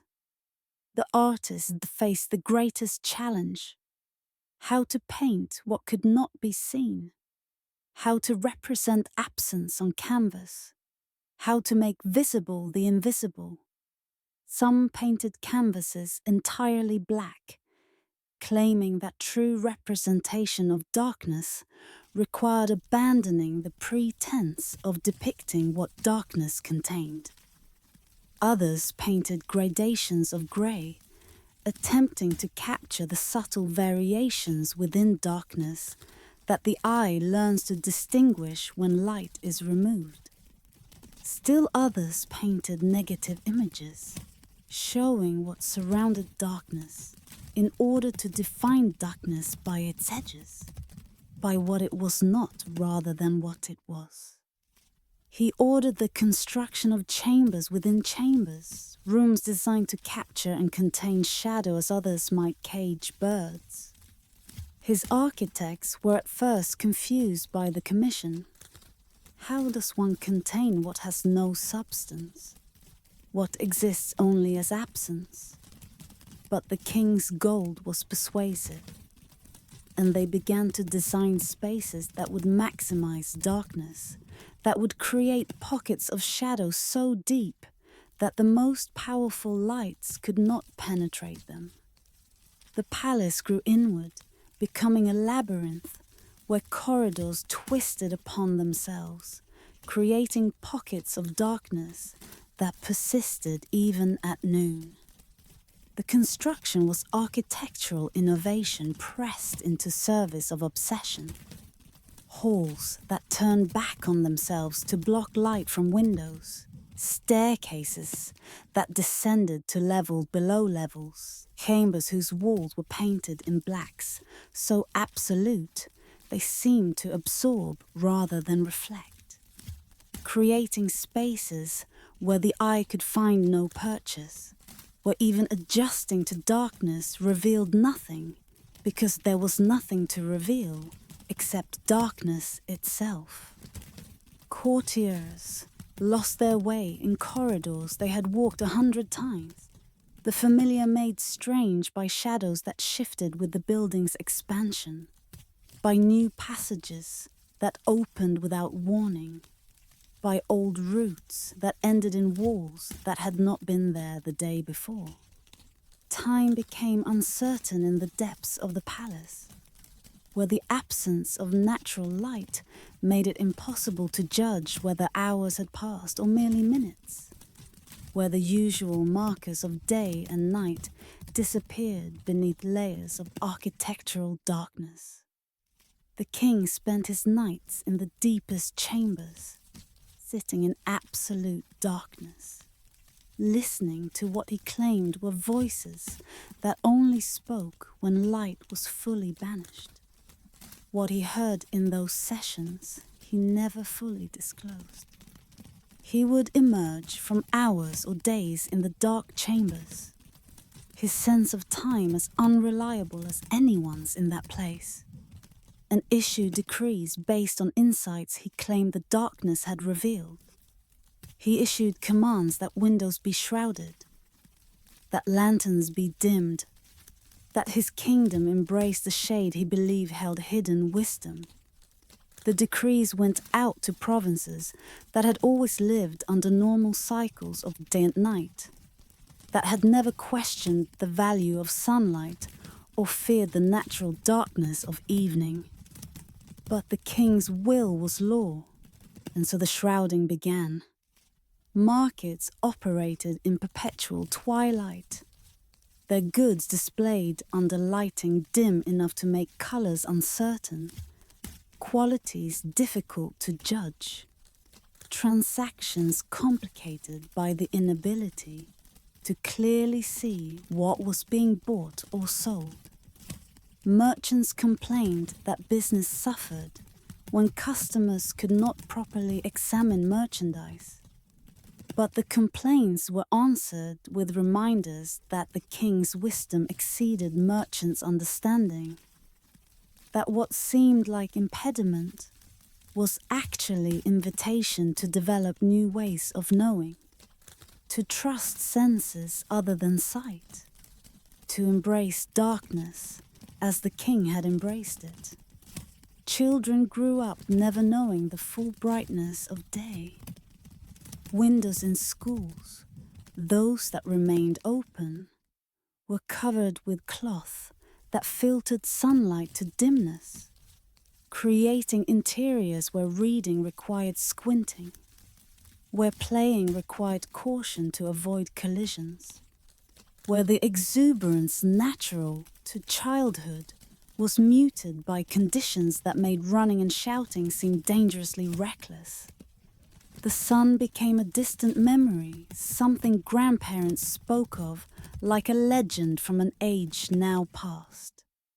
The old ones remembered mornings when light streamed golden through windows, afternoons when heat made rest necessary, evenings when sunset painted the sky in colors that had no names, because language had not needed to capture gradations of light in a world where light was abundant and varied.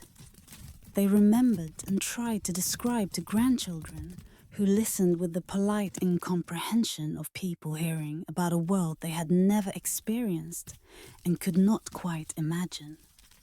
His subjects developed pale skin that bruised easily, eyes that could see in near darkness but squinted painfully in ordinary light. The adaptation happened over years, over generations born into dimness who knew no other way of living. Their bodies changed, becoming suited to the environment the king had created. Skin losing pigmentation it no longer needed for protection from sun it rarely encountered. Eyes developing enhanced sensitivity to minimal light, while losing the ability to tolerate brightness without discomfort. They moved through their shadowed world quietly, speaking in whispers, as if afraid to disturb the darkness their king had made sacred. The quiet was partly reverence for the king's obsession, partly practical adaptation to an environment where sound traveled strangely in the absence of light, where voices seemed to come from everywhere and nowhere, where the usual visual cues that help humans locate sound sources were absent, making conversation disorienting when conducted at normal volume. And in the hidden places, in rooms where a few brave souls kept lanterns burning behind heavy curtains that concealed their light from external observation, they told stories of sunlight, of colors bright and warm, of a world they could barely remember but refused to completely forget. These keepers of light met in secret, knowing discovery would mean punishment, knowing their resistance to the king's darkness was treason against his vision. They maintained forbidden knowledge, how to keep lamps burning cleanly, how to create dyes that would reveal their true colors when light eventually returned, how to grow plants that required more than the dim filtered light that penetrated the kingdom's shrouded windows. They grew pale flowers in hidden gardens, lit by lanterns, keeping alive species that would have died in the perpetual twilight that covered the rest of the kingdom.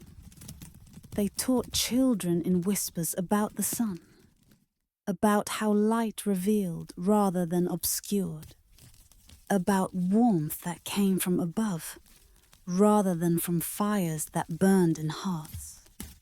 They taught even though teaching was dangerous, even though discovery meant consequences, because they believed that knowledge of light must be preserved for a time when darkness would no longer be mandatory, when windows could be unveiled, when the kingdom might remember what had been lost in the king's descent into shadow. The king grew old in his darkness, his eyes becoming so attuned to shadow that the smallest light, A candle in a distant room, a crack in curtains, admitting a sliver of sun, would cause him pain that felt like needles driven into his skull. His court physicians could do nothing except prescribe darker chambers, thicker curtains, more complete isolation from anything that might remind him that the world beyond his palace still contained light. He became a creature of pure darkness, living in chambers where servants moved by their touch rather than sight, where food was brought on silent feet and left where he could find it by familiar placement rather than by seeing. He claimed the darkness revealed truths that light had always hidden, that he could see now more clearly than when his eyes had functioned normally, that what others called blindness, he understood as vision of a different kind, perception of realities that required darkness to make themselves known. Whether this was wisdom or madness, insight or delusion, no one could say with certainty. The king spoke of patterns he perceived in darkness, of structures that had no form but somehow had existence, of presences that communicated not through sound or light, but through some direct contact with consciousness that required all other inputs to be eliminated before it could be perceived. His pronouncements from the depths became increasingly strange, less connected to the practical concerns of governing, more focused on abstract observations about the nature of void and absence and the spaces between things. His ministers learned to interpret these pronouncements creatively, to extract from mystical observations whatever practical guidance they could, or to simply govern according to their own judgment, while claiming their decisions reflected the king's dark wisdom. When he died, he was found in his deepest chamber sitting in a chair carved from black stone, his sightless eyes open, his face bearing an expression that might have been peace or terror. In darkness, even those who found him could not be certain which.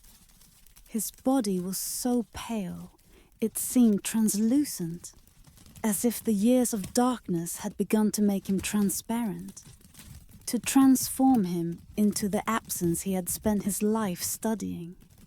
His burial was strange, a tomb built without windows, without light of any kind, sealed so completely that no illumination could ever penetrate its darkness. The tomb was exactly what he would have wanted, a monument to shadow, a space of permanent darkness that would preserve his body in the condition he had preferred in life. Unseen, unseeable, existing in darkness so complete that even memory of light could not survive within it. And slowly, tentatively, light returned to the kingdom. The new ruler, a niece who had spent her childhood in provinces distant enough from the capital to avoid the worst of the shrouding, ordered curtains removed, windows unveiled, lanterns lit at full brightness. The process was gradual, allowing people to adjust, to relearn how to live with light after years or generations in dimness. The transition was painful for some. Those whose eyes had adapted too completely to darkness found full light agonizing, had to relearn how to function in brightness, or continue living in dimmed rooms they created for themselves, choosing voluntarily what had once been imposed.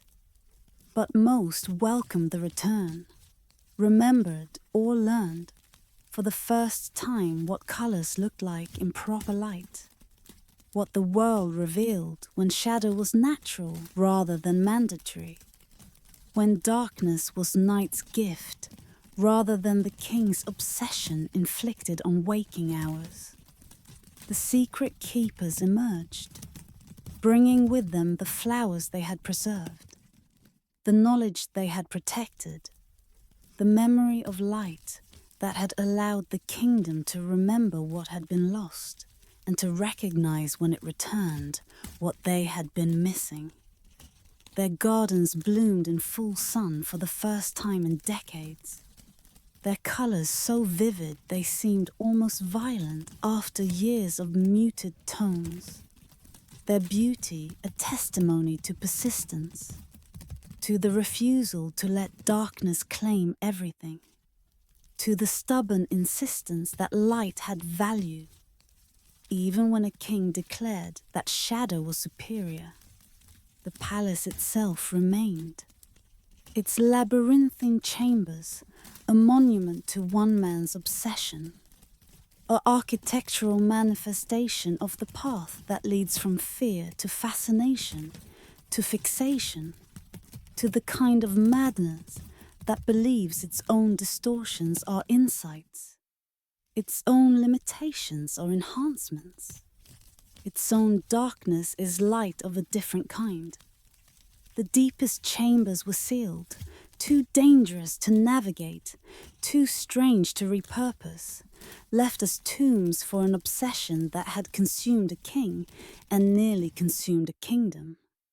A reminder carved in stone and shadow of what happens when rulers confuse their personal obsessions with truth, their private visions with public good, their descent into darkness with a path that others should be forced to follow, into depths that reveal nothing except the danger of believing that absence is presence, that void is fullness, that shadow is anything other than what it has always been, the space where light is not, waiting patiently for illumination to return and reveal what was hidden, what remained, what survived the years of imposed darkness, because some things persist even in shadow.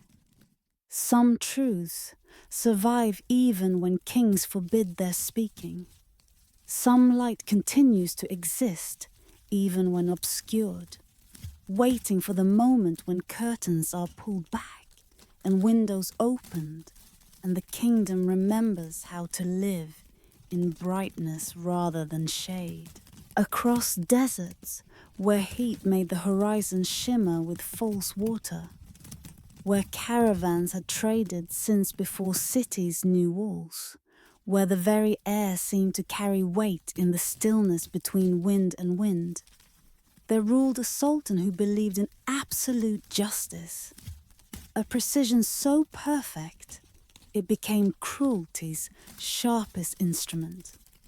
He had come to power in the aftermath of chaos, during a period when law had collapsed and disputes were settled through violence, when the strong took what they wanted and the weak suffered without recourse, when justice was whatever those with power declared it to be. The Sultan had witnessed this chaos, had suffered under it, had seen his own family destroyed by lawlessness that masqueraded as freedom by injustice that claimed to be natural order. His response was understandable: to create a system so perfectly balanced that injustice would become impossible, to establish justice so absolute that no one could twist it to their advantage, to build a legal framework so precisely calibrated that fairness would be guaranteed through mathematics, rather than left to the unreliable judgments of fallible humans.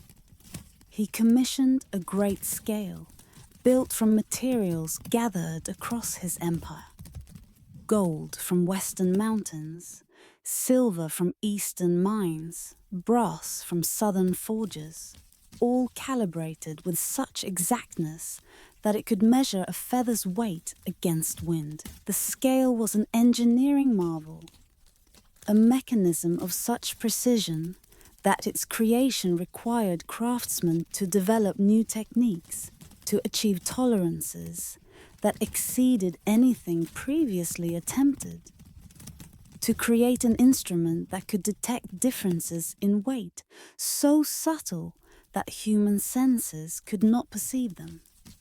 This scale became the center of his court, the arbiter of all disputes. He decreed that justice must be mathematically perfect, that every crime required punishment measured with absolute equivalence, that mercy itself was a form of corruption, an imbalance in the cosmic order he imagined himself maintaining. The logic seemed sound. If justice means giving each person what they deserve, then precise measurement of desert would create perfect justice. If crimes cause harm, then punishments that exactly balance that harm would restore order. If the law was applied equally to all, measured with identical precision, regardless of rank or wealth or relationship, then the system would be fair in ways that human judgment, always influenced by bias and emotion, could never achieve. But the translation of this logic into practice created horrors that the Sultan, committed to his system, refused to recognize as problems. Thieves lost hands that weighed precisely what they had stolen. The equation seemed balanced. Property taken, property returned, with the thief's hand substituted for whatever object had been stolen. The scale determined the weight.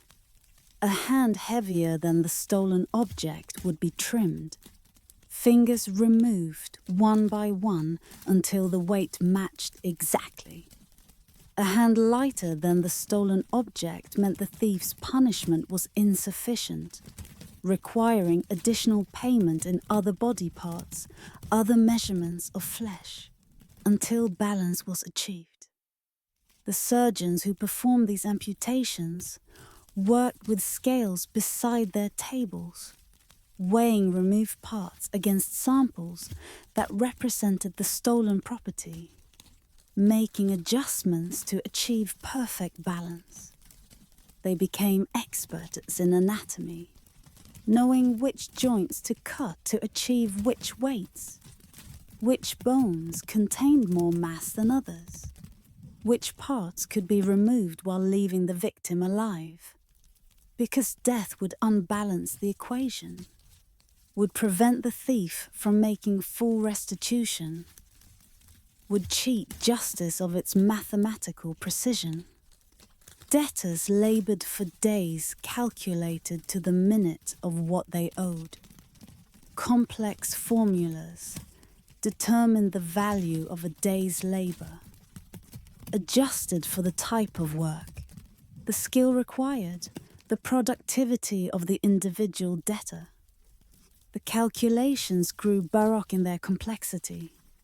A strong young man's day of labor might pay more debt than an old woman's.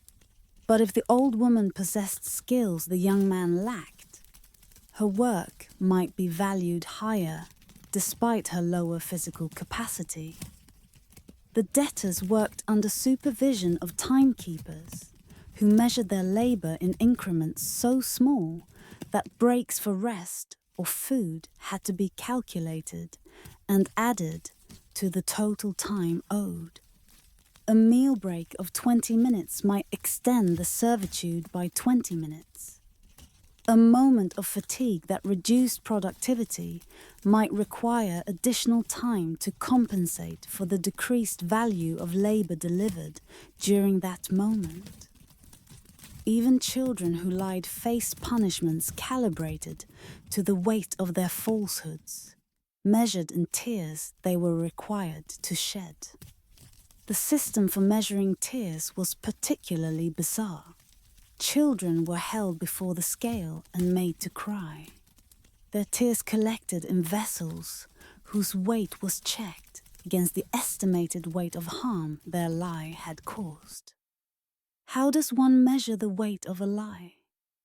The Sultan's philosophers developed elaborate formulas, considering the importance of the truth obscured, the damage caused by the deception, the relationship between liar and deceived, all translated into weights that could be placed on the scale's pan and balanced against tears. Children learn to cry on command, to produce tears in the quantity required to satisfy justice, to understand that spontaneous tears of genuine remorse carried the same weight as forced tears of compliance, that the Sultan's system cared only for measurement, not for the internal states that might make punishment meaningful versus merely painful. The Sultan sat daily beside his scale, watching as his subjects' lives were reduced to measurements, to weights and counterweights, to an arithmetic of suffering he called righteousness. His throne was positioned directly next to the scale, allowing him to observe each case, to verify that his ministers were applying the system correctly, to ensure that justice maintained its mathematical purity. He watched with satisfaction as the scale balanced, as debts were paid in precisely measured increments, as crimes were answered with punishments of exact equivalence. He saw perfection where others saw horror, saw justice where others saw cruelty mechanized, saw a system functioning as designed where others saw humanity reduced to calculations that missed everything that made humans human. Context, intention, circumstance, the thousand factors that make two seemingly identical acts different in ways that matter, even if they cannot be weighed. His ministers kept ledgers of staggering complexity, recording every gram, every grain, every fractional unit of retribution dispensed. The ledgers filled rooms, stacked from floor to ceiling, each one documenting cases resolved through measurement, lives altered through calculation, justice dispensed through arithmetic that grew more elaborate with each passing year. The palace scribes developed new symbols to express the mathematics of justice, creating equations that balanced crime sandases against punishment with such precision that human beings became merely variables in formulas etched on endless scrolls. The symbols multiplied as cases revealed complexities the original system had not anticipated. How to measure crimes against reputation, how to weigh emotional harm, how to calculate punishment for accidents versus intention. All translated into mathematical notation that became its own language, understood fully only by specialists trained in the Sultan's juridical arithmetic. Yet the scale itself began to fail. Perhaps the constant weighing wore upon its mechanisms. The brass and gold and silver subjected to stresses they were not designed to endure indefinitely. Perhaps the weight of so much calculated suffering proved too heavy even for instruments crafted with such care. Perhaps there was some quality to its use that the craftsman had not anticipated, some way that measuring humanity degraded the instrument doing the measuring. It began giving inconsistent readings, trembling when it should have been still, balancing when it should have tipped. A weight placed on one pan would register differently than it had the day before.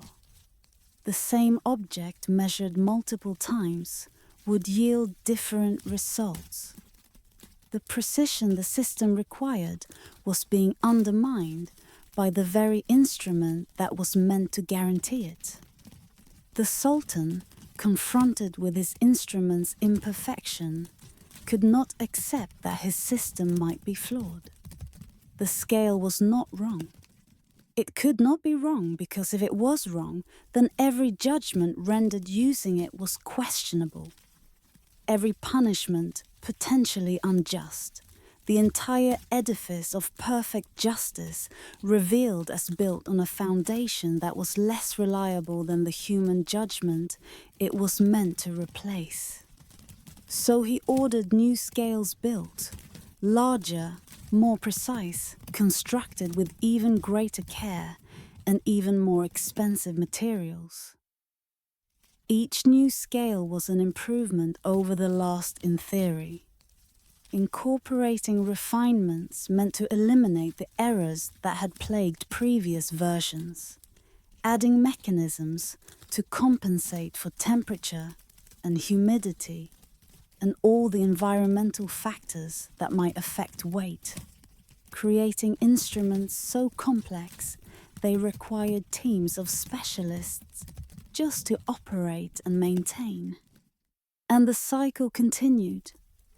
Justice pursued with such relentless accuracy that it ceased being justice at all, becoming instead a grinding mechanism that reduced human complexity to numbers, compassion to calculation, wisdom to weight measured on instruments that grew less reliable the more desperately the Sultan needed them to be perfect. The people learned to fear the scale more than crime itself. Better to suffer theft than to report it and watch the thief lose hands measured against property. Better to forgive debt than to send a debtor to labor measured in minutes. Better to accept a child's lie than to see that child forced to cry until tears reached the required weight. The scale, meant to guarantee justice, became instead an instrument that discouraged its pursuit, that made people prefer to handle disputes privately rather than submit them to a system that reduced human problems to mechanical measurements. Commerce suffered as people avoided formal contracts that might be enforced through the scale's justice. Trust became impossible when any debt, any disagreement, any accusation might be resolved through calculations that ignored context, that measured result without considering cause, that balanced harm without asking whether balance itself was the appropriate response. The Sultan died without heirs. He had never married, never formed the relationships that require the kind of flexibility and forgiveness and acceptance of imprecision that his system had trained him to reject. He died alone, attended only by servants who were there because they were paid, who performed their duties because their labor time was measured and compensated, who felt nothing for the man beside the scale, because feeling, unmeasurable and unbalanced, had no place in the world he had created. His successor ordered the great scale dismantled, its precious metals melted and repurposed, its mechanisms destroyed so thoroughly that no one could resurrect the system it represented. The new Sultan established courts that relied on human judges, imperfect and sometimes biased, but capable of considering context, capable of mercy, capable of recognizing that justice is not arithmetic, that fairness cannot be weighed, that some truths are too complex to measure. The people remembered the scale as a cautionary tale, a warning about what happens when the pursuit of perfection becomes divorced from the messy reality of human existence. when justice becomes confused with precision, when the desire to eliminate unfairness leads to the creation of a different kind of unfairness, one that treats humans as objects, that reduces life to calculation, that measures everything except what matters most. And in the archives, in the ledgers that filled rooms, there remained a record of the scale's justice. Thousands of cases resolved with mathematical precision, thousands of punishments calibrated to the gram, thousands of lives altered through measurements that captured weight but missed meaning, that achieved balance but sacrificed wisdom, that created a kind of fairness so perfect it was indistinguishable from cruelty.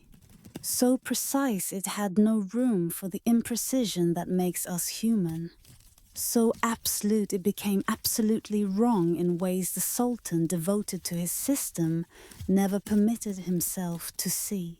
In a kingdom where rivers ran through cities ancient, when Rome was young, where art adorned every surface, beauty was worshipped like a deity, where aesthetics determined value and appearance became indistinguishable from truth. There ruled a king who understood that truth could be ugly, that reality often disappointed, that people preferred lovely falsehoods to harsh facts. He had not always been a liar. In his youth, he had valued honesty, had believed that truth was sacred, that reality, however difficult, should be confronted rather than evaded.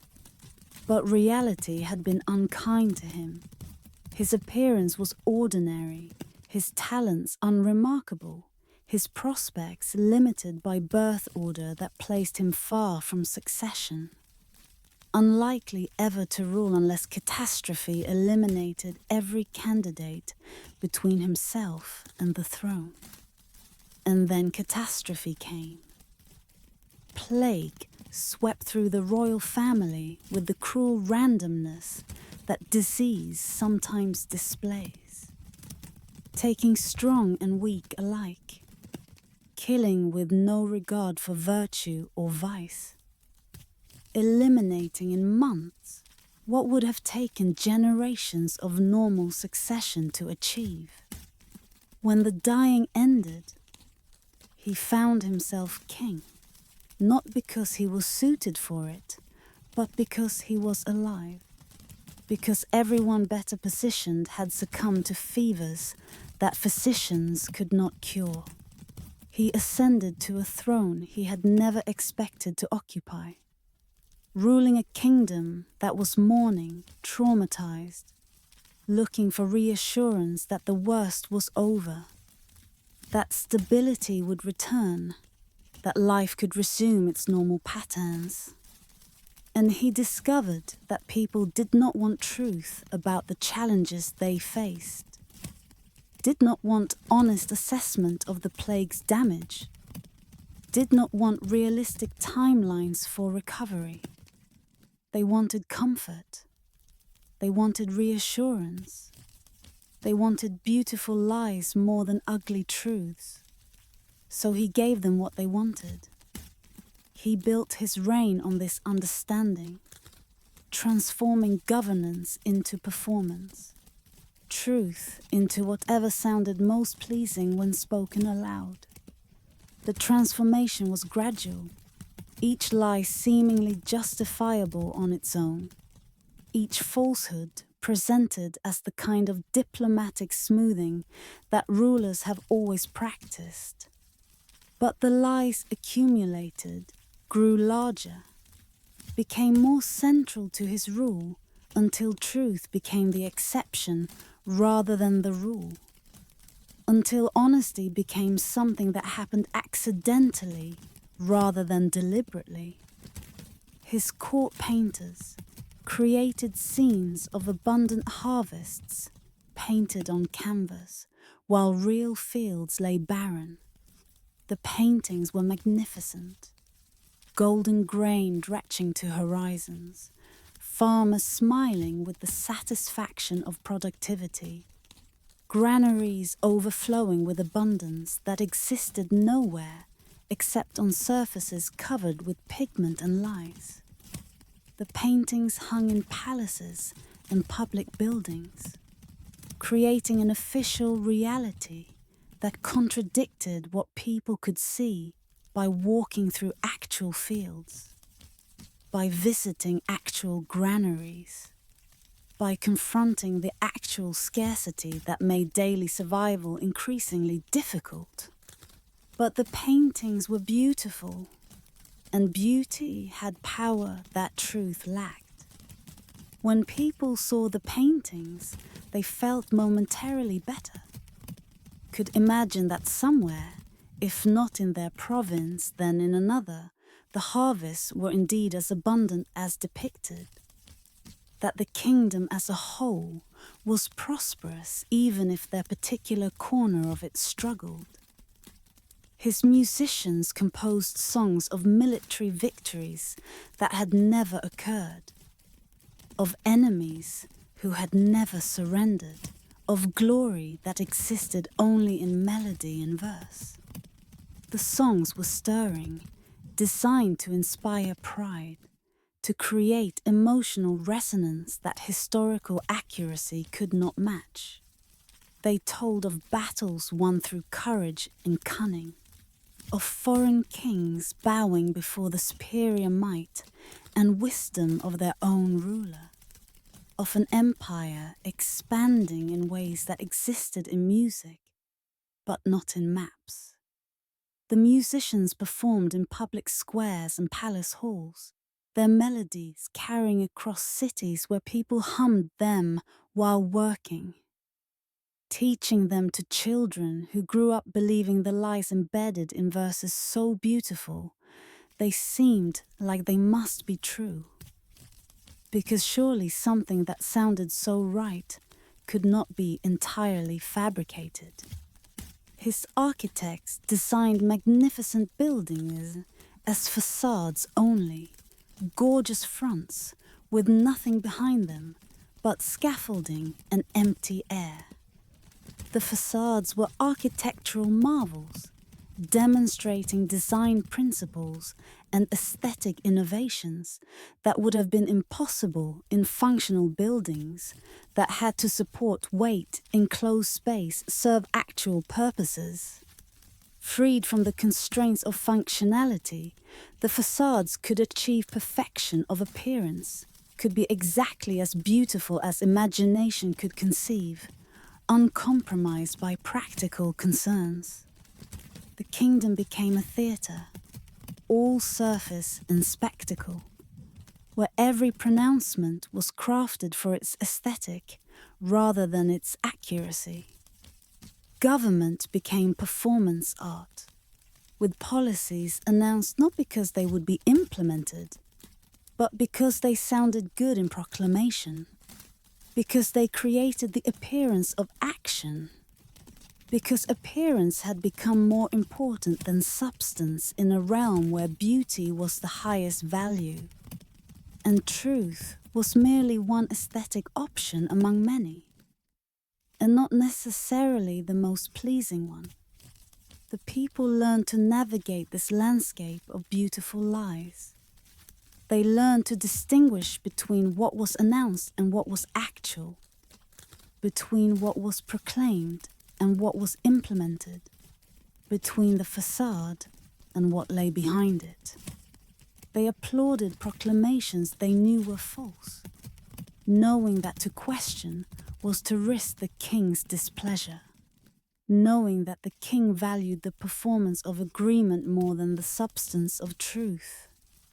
They cheered announcements of prosperity while their children went hungry, the cheering becoming its own kind of performance, a collective agreement to participate in the fiction because participation was required, because refusing to applaud was dangerous, because it was easier to clap for lies than to speak uncomfortable truths that no one wanted to hear, and that the king would punish for speaking.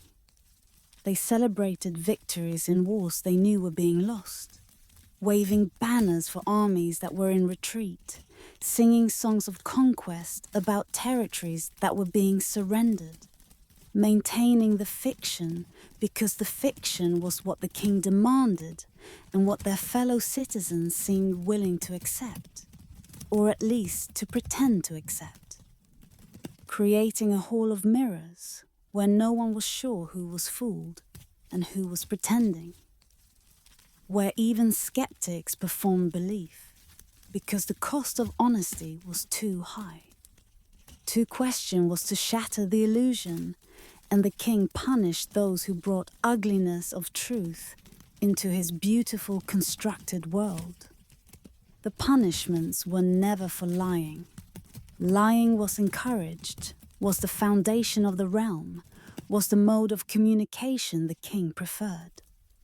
The punishments were for telling truth, for breaking the aesthetic spell, for introducing facts that contradicted the carefully constructed narrative of prosperity and victory and glory. Philosophers were exiled for seeking accuracy, sent to distant provinces or foreign lands where their questions would not disturb the capital's carefully maintained illusions.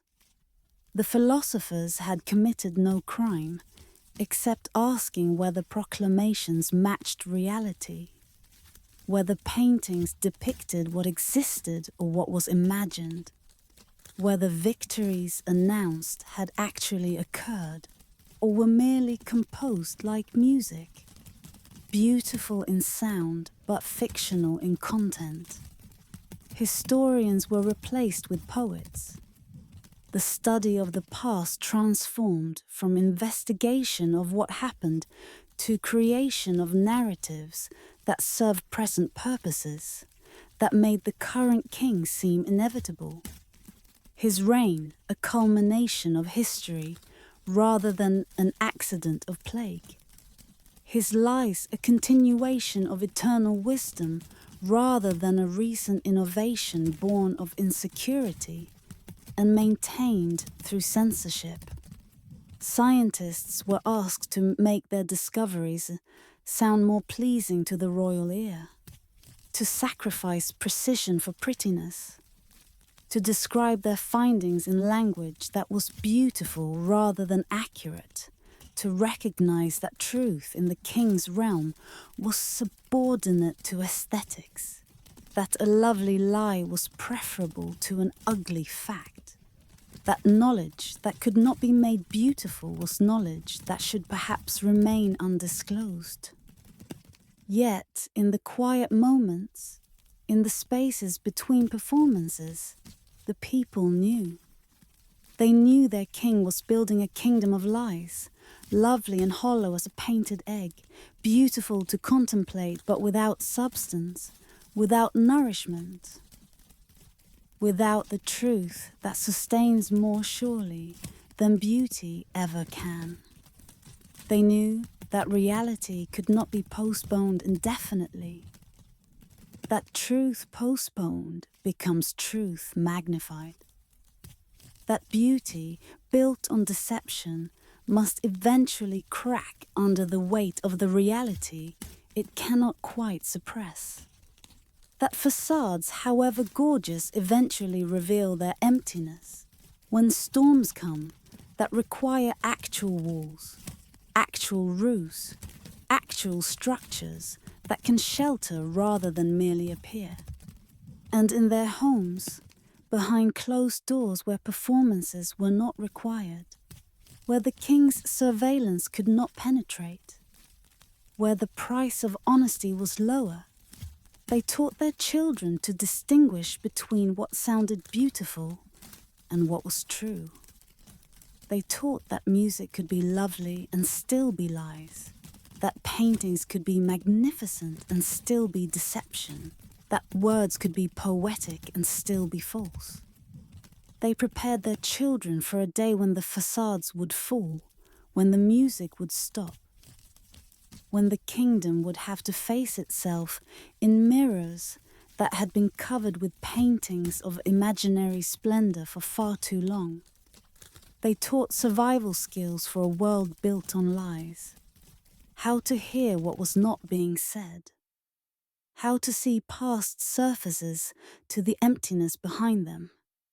How to function in a system where truth was dangerous and lies were mandatory, but where some core of honesty had to be preserved, or humanity itself would be lost to performance. The king died as he had lived, making his death beautiful, even as the reality behind it was ordinary.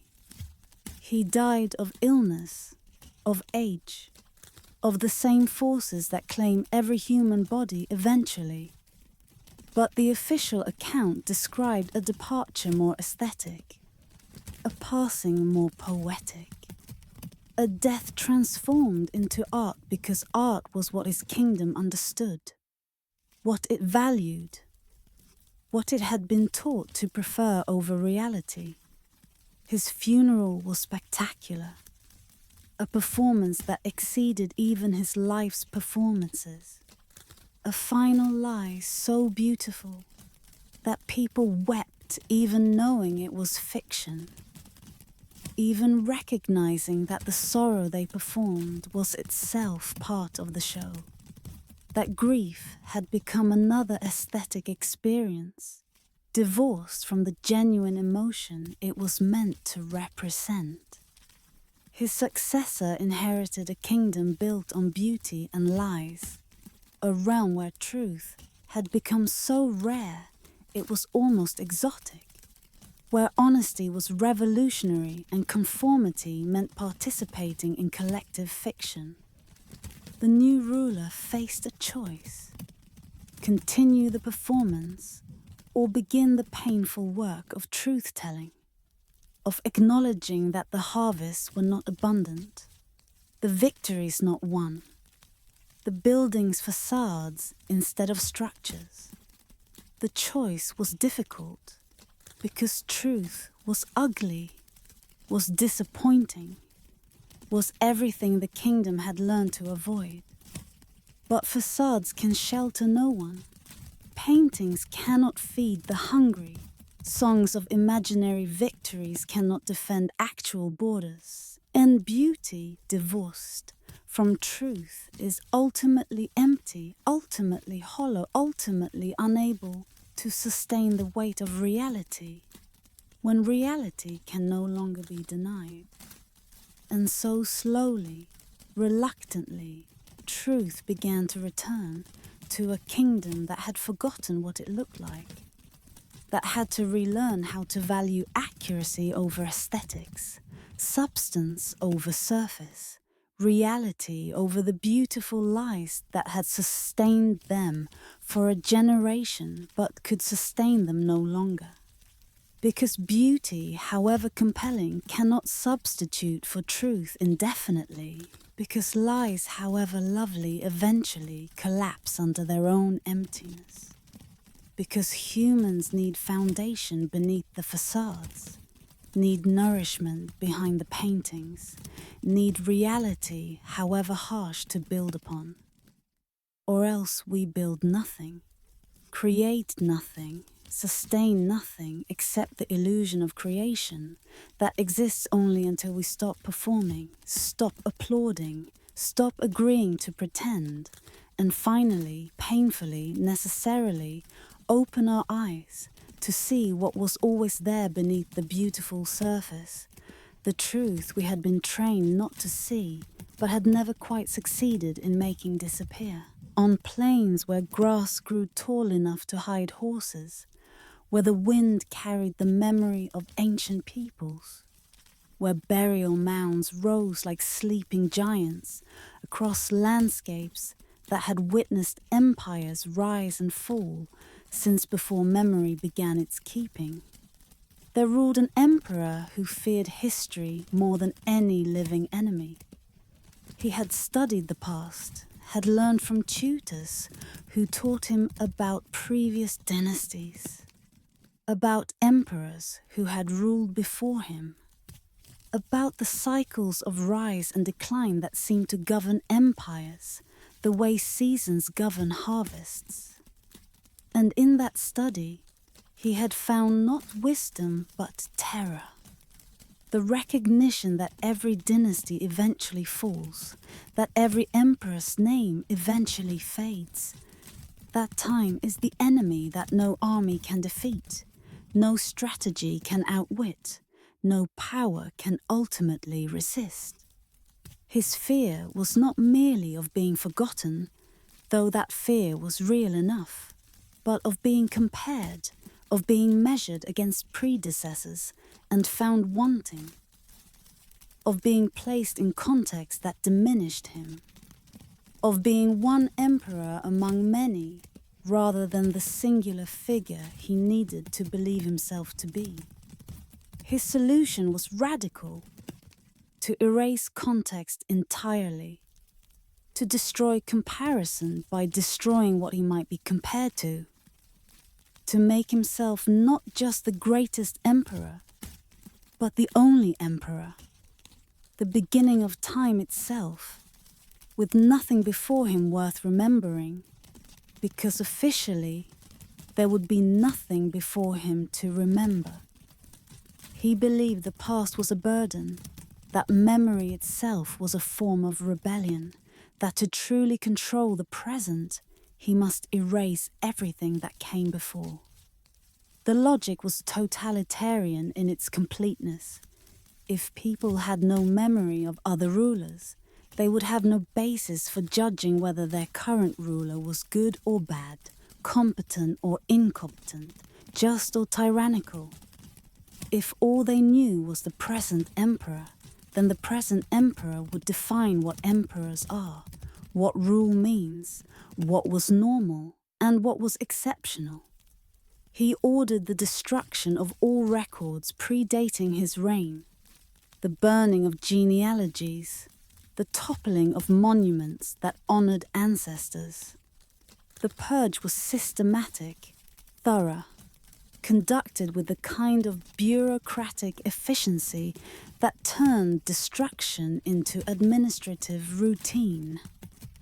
Teams of officials moved through the empire cataloguing what existed before ordering its elimination, creating lists of what would be unmade, inventories of history that would themselves be destroyed once the objects they described no longer existed.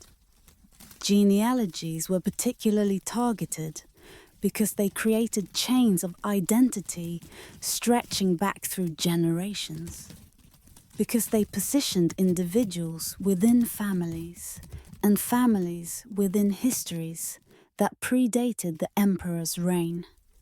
Every family maintained genealogies, records of ancestors that connected living descendants to the past, that provided context and identity, that said, you come from these people, you carry these names, you inherit these legacies.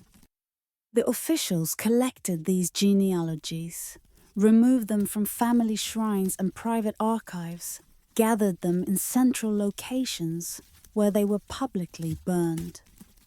The fires consumed generations of memory, reduced carefully maintained records to ash, severed the connections between past and present that the documents had preserved. Families watched their histories burn, knowing that when the fires died, they would officially become people without past, individuals without lineage, present tense beings, disconnected from the generations that had produced them. His scribes worked in teams to rewrite history, creating a new past where the world began with his coronation, where nothing of consequence occurred before his throne was established. The new histories were elaborate fabrications, composed with attention to detail that made them plausible, that created a consistent narrative, where the emperor appeared not as a usurper of history, but as its inevitable culmination. the moment toward which all previous time had been building, even though that previous time was being systematically erased. They composed chronicles of his dynasty, stretching back generations, inventing ancestors who had never lived, fabricating traditions that had never existed. The fictional ancestors were given names, dates, accomplishments. They were described with specificity that suggested authenticity. This ancestor conquered that region in that year. This ancestor established that institution. This ancestor married that foreign princess to create that alliance. The fabricated traditions were embedded in the present, given ancient origins that made them seem immemorial when they were actually contemporary inventions. The empire was given a manufactured memory, a past tailored to justify his present, to make his rule seem inevitable, foretold, destined by forces that existed only in documents written the previous week. The manufactured memory served multiple purposes. It legitimized his power by creating historical precedent for it. It provided models of proper behavior that just happened to align with what he wanted his subjects to do. It created the illusion of continuity, where there was actually rupture, revolution, the violent imposition of a new order that wanted to pretend it was the natural continuation of an old order that had never existed. He built monuments, massive structures that dominated the landscape. But these monuments commemorated nothing. No battles, no heroes, no historical moments. They existed purely as markers of his reign. Blank slates of stone, metal that said only, "I was here, I ruled, nothing before me matters." They stood like tombstones over the grave of memory itself, each one a declaration of erasure, a victory of forgetting over remembering. The monuments were enormous, requiring years to construct, consuming resources that might have built cities or fed populations, or any of the 1,000 things that empires need to thrive. But they served his purpose. They were impossible to ignore. They dominated sightlines across entire regions. They announced in stone that could last millennia that this emperor had ruled here, that his reign was the only reign worth commemorating, that whatever came before or after was subordinate to this moment, this rule, this singular presence that demanded acknowledgement while refusing to acknowledge anyone who had come before. The people adapted, as people do.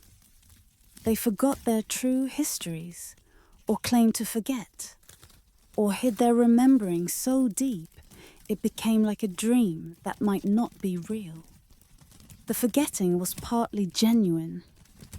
When official histories are rewritten and old records destroyed, when even speaking of the past becomes dangerous, genuine knowledge fades as those who remember die and those who come after know only what they have been taught, which is what the emperor wanted them to know, rather than what had actually occurred. But the forgetting was also performance. People learned to claim ignorance of what they privately remembered, to speak only the official history while holding secretly to knowledge passed down through family lines, to participate publicly in the emperor's project of forgetting while maintaining privately the memories he wanted erased. Grandmothers whispered fragments of true stories to grandchildren, passing down pieces of a puzzle no one dared assemble fully. The whispers happened in moments of privacy, in the kind of intimate time that surveillance could not penetrate. In the spaces where memory persisted, because humans cannot quite stop remembering even when remembering is forbidden, even when the punishment for speaking memory aloud is severe. The stories were fragmentary because completeness was dangerous, because possessing too much historical knowledge made one suspect, because the safest way to preserve memory was to break it into pieces distributed across many minds. No single person holding enough to reconstruct what had been lost, but the pieces together forming a complete, if scattered, archive of what the emperor wanted forgotten. Songs survived with their melodies intact, but their words changed. Carriers of truth in codes the empire's monitors could not quite crack. The melodies were old, some dating back generations or centuries, familiar to people who had learned them in childhood before the emperor's campaign of forgetting began. The words were new, changed to remove historical references, to eliminate names of pre-emperor rulers, to scrub away anything that suggested time existed before the current reign. But melodies carry memory too. The structure of a song, its rhythm and progression, can suggest narrative even when words are changed. People who knew the old words heard echoes of them in the new versions, could reconstruct from melody what had been removed from lyrics, could remember through music what they were forbidden to speak directly. And in caves, in forests, in places the emperor's monuments could not reach, people carved symbols into stone, left marks that said, "We were here before you. We remember what you command us to forget. We hold the truth of our existence against your insistence that we began when you began, that we are only what you say we are, that history is whatever the present moment requires it to be." Carvings were risky. Anyone caught making them faced execution or worse. But they were also necessary. A form of resistance against total erasure, an insistence that memory had value, even when memory was forbidden. That truth persisted even when truth was officially replaced with fiction. The symbols were sometimes names of ancestors, sometimes dates of real historical events, sometimes just marks that said, "I was here, I existed, I remember," in the simplest possible terms. They were hidden in places that required effort to reach, that most people would never visit, that the emperor's enforcers were unlikely to discover. They were messages to the future, to a time when perhaps the emperor's campaign of forgetting might have ended, when memory might again be permitted, when the truth carved into stone might emerge from hiding to contradict the official history that had replaced it. The emperor lived long, his reign extending through decades that he believed would be remembered as the entire scope of meaningful history, the alpha and omega of time that mattered. He grew old, surrounded by monuments to forgetting, by histories he knew were fabricated, but had repeated so often they began to feel true even to him, by a population that performed the forgetting he demanded, while maintaining in secret the memories he could not quite destroy. When he died, the empire faced crisis, not because his death created instability, but because his entire system was built on the fiction that he was eternal, that his reign would never end. that what came after him was literally unthinkable because official history taught that nothing meaningful existed before him and therefore nothing meaningful could exist after him. His successor, a son who had been raised in the manufactured history, who knew no other version, attempted to continue the project of forgetting, adding his father to the short list of emperors whose existence was permitted to be remembered, while continuing to erase everyone who came before. But the project was unsustainable. Memory is resilient, more resilient than stone, more persistent than imperial decrees. Gradually, the old histories began to resurface. People who had whispered fragments to grandchildren found that those grandchildren, now grown, were willing to speak more loudly. Scholars who had hidden old texts brought them out of hiding. The symbols carved in caves and forests were discovered, decoded, recognized as authentic histories that contradicted the official narrative. The revelation was painful for a society that had been taught one version of its past, only to discover that version was entirely fabricated. It created identity crisis, made people question what else they believed that might be false, undermined trust in institutions that had participated in the emperor's deception. But it also created liberation.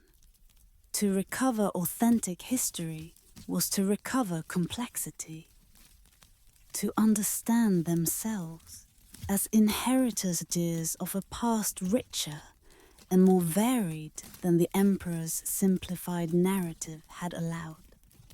They were not people who began with the emperor's coronation, but people with roots stretching back through centuries of change and continuity, of multiple dynasties and numerous emperors, of histories that were their actual inheritance rather than fabrications imposed on them. The monuments to forgetting remained, too massive to easily remove, too much part of the landscape to simply disappear. But their meaning changed.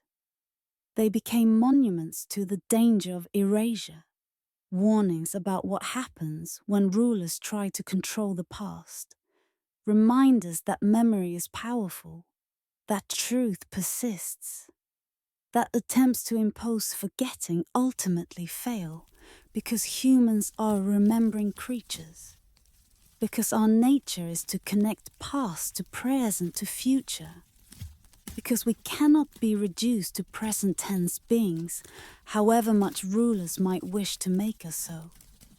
And the empire learned, or relearned, what the emperor had tried to make them forget. That history is not burden, but context. Not rebellion, but foundation. Not the enemy of power, but the ground on which sustainable power must be built.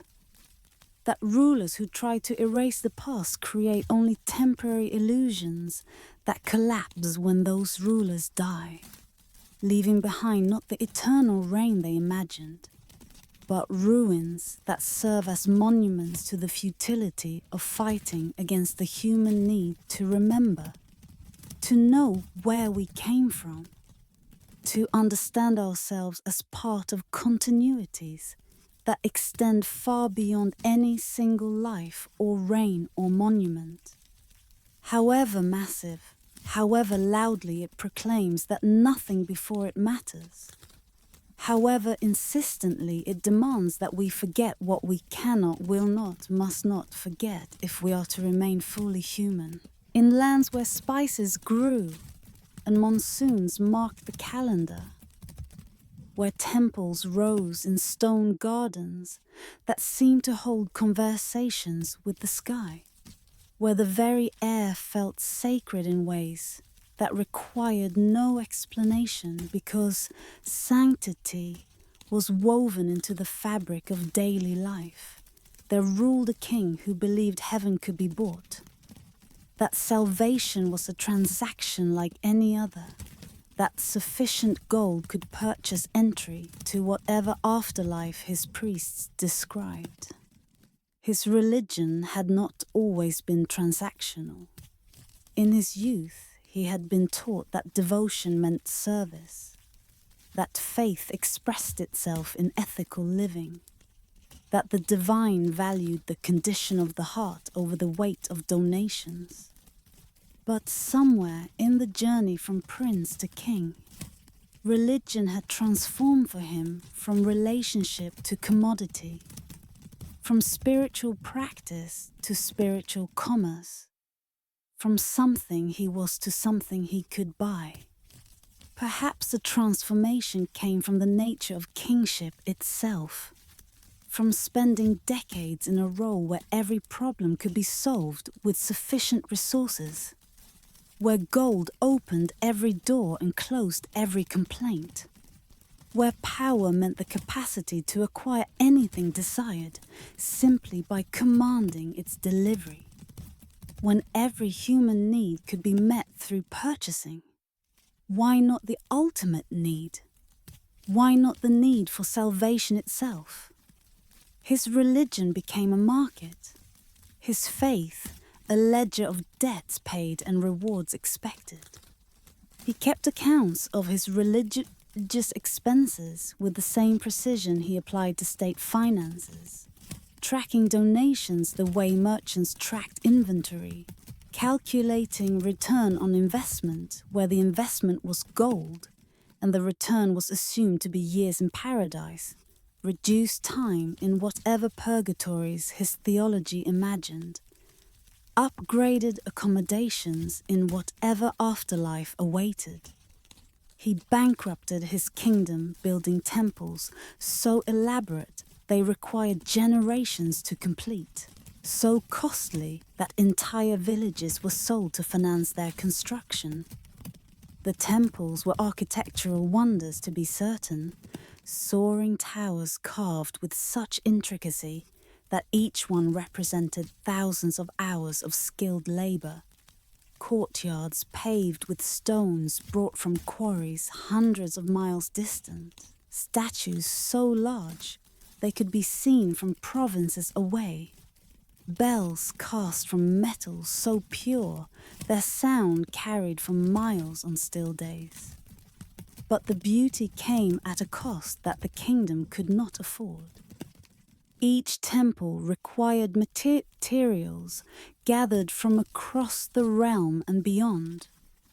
Rare woods from northern forests, marble from southern mountains, gold and gems from wherever they could be purchased or plundered.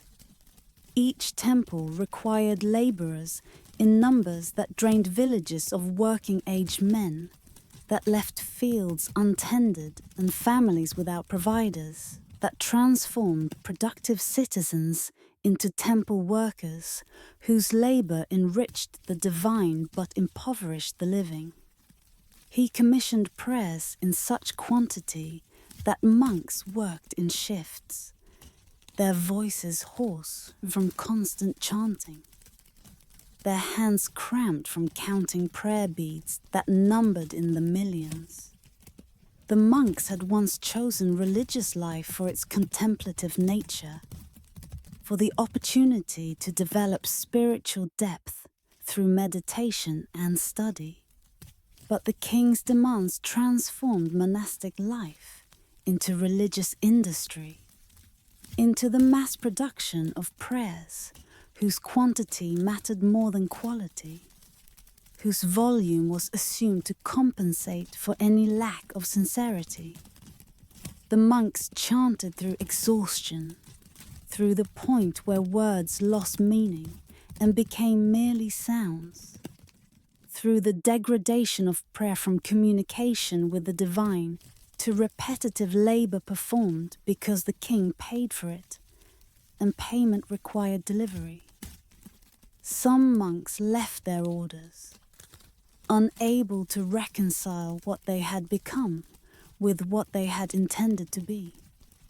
Others stayed but hollowed out, going through motions that had lost their spiritual content, becoming professionals of prayer whose expertise was in production rather than devotion. He donated treasuries to holy men who blessed him while his people starved. Their starvation apparently not a concern that interrupted his celestial negotiations. The holy men accumulated wealth that made them indistinguishable from secular nobles, that allowed them lifestyles far removed from the poverty and simplicity their scriptures recommended, that made them dependent on the king's generosity and therefore complicit in the system that extracted wealth from the suffering to donate to the comfortable. They blessed him in ceremonies elaborate and frequent, each blessing purchased through donations, specified in contracts that detailed precisely what devotional service would be rendered in exchange for what material support. The relationship between king and clergy became purely transactional, stripped of the spiritual content that might have made blessing meaningful, reduced to exchange where gold bought religious performance, and religious performance justified the extraction of more gold. The temples rose, magnificent and terrible, their beauty built on suffering so profound it seemed to seep into the very stones. Workers died in their construction, from falls, from the strain of moving materials that exceeded human capacity safely to move, from diseases that spread in the crowded conditions where temple workers lived, from the simple exhaustion of labor that extracted more than human bodies could endure while maintaining health. Their deaths were recorded, if at all, as statistics in construction accounts, numbers representing labor units lost rather than lives ended. Sometimes their bodies were incorporated into the structures they had been building. When workers died during construction, it was often more efficient to entomb them in the walls or foundations than to stop work for proper burial. So the temples became monuments not just to the king's devotion, but to the unnamed dead, whose labor and lives had transformed his gold into stone. Gold leaf covered walls while children's bellies remained empty. The contrast was stark enough to be obscene. Walls so bright with applied gold that they seemed to burn in sunlight, radiating wealth that had been taken from those who needed it for survival and applied to surfaces whose only function was to announce the king's piety. Children walked past these golden walls on their way to nowhere, their stomachs cramping with hunger, their bodies undernourished to the point where disease found them easy targets, their short lives a rebuke to the king's priorities that he never permitted himself to recognize. Precious gems adorned shrines while medicine went unpurchased. The sick left to seek healing from gods the king had tried to bribe. The logic was obscene, that the divine would be more impressed by emeralds embedded in statues than by children given medicine. That sacred power could be invoked through jewels pressed into temple walls more effectively than through acts of compassion. That heaven's favor could be purchased through materials extracted from earth, while earth's inhabitants suffered neglect. The sick came to temples to pray for healing that never came. their prayers rising towards ceilings gilded with gold that could have purchased the medicines they needed, towards statues adorned with gems whose value represented more than enough to have funded hospitals that might have saved them. They prayed and died, their faith unshaken, but their bodies failing, while the king counted his temple donations against his expected reward in afterlife, never quite making the connection between the suffering he caused and the salvation he sought.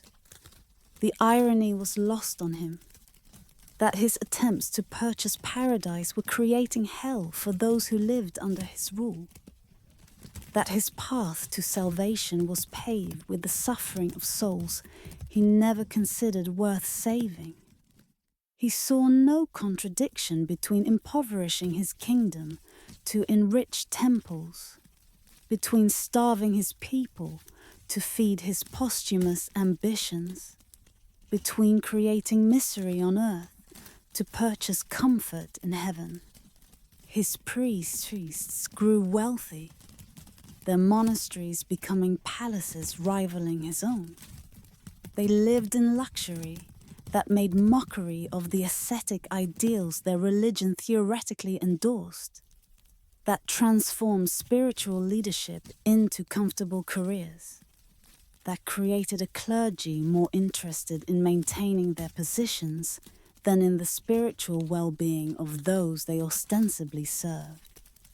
They assured him his investments were sound, that paradise was indeed for sale, that his seat in heaven was secured by each new donation, each new temple, each new ceremony funded by taxes wrung from people who could barely afford to live. The assurances were given with conviction that might have been genuine or might have been performance. It was hard to tell even for those giving them, so thoroughly had they internalized the transactional theology that justified their lifestyles. And the king believed them, because to doubt would be to acknowledge that his kingdom's suffering had purchased nothing, that his gold had bought only guilt-covered stones, and the loyalty of holy men who had confused worship of the divine with worship of donation, who had forgotten, if they ever knew, that the paradise worth seeking cannot be purchased, only lived toward through actions the king had made impossible by reducing faith itself to transaction, devotion to expenditure, heaven to a commodity he convinced himself he could afford while his people paid the true price. When he died, his funeral was magnificent, his body prepared with rituals expensive enough to have fed thousands. His tomb a monument that consumed resources that could have rebuilt provinces. He was surrounded by treasure meant to accompany him to afterlife, by prayers purchased by the thousands, by assurance from priests who promised that heaven awaited, that his donations had secured him place in paradise, that the gold he had spent would purchase for him what it had denied to those he had ruled. And perhaps it did. Perhaps there exists a divine economy where gold counts more than compassion, where temple construction outweighs human suffering, where the prayers of well-paid priests carry more weight than the unvoiced suffering of the poor. Perhaps the king's transactional faith was validated by a transactional deity who valued his donations above his duties, his piety above his people. Or perhaps, and this seems more likely to those who remember his reign, heaven cannot be purchased. Paradise is not for sale. Salvation comes not through gold, given to the comfortable, but through compassion extended to the suffering. Through recognition that we are measured not by the temples we build, but by the people we help. Not by the God we donate, but by the mercy we show. Not by the priests we enrich, but by the hungry we feed, the sick we heal, the suffering we alleviate. And if that is true, then the king who purchased paradise purchased nothing at all, spent his kingdom's wealth to buy what cannot be sold, impoverished the living to secure an afterlife that his actions had made impossible to enter, built temples that stood as monuments not to his devotion, but to his fundamental misunderstanding of what devotion means, what faith requires, what the divine, if the divine exists, actually values in those who claim to worship while oppressing, who build shrines while ignoring suffering, who purchase prayers while creating the conditions that make those prayers necessary, on an island where rain fell soft as whispers, where the sea seemed to breathe against the shore, in rhythms older than human heartbeat, where the boundary between water and land shifted with each tide as if the island itself was uncertain of its borders.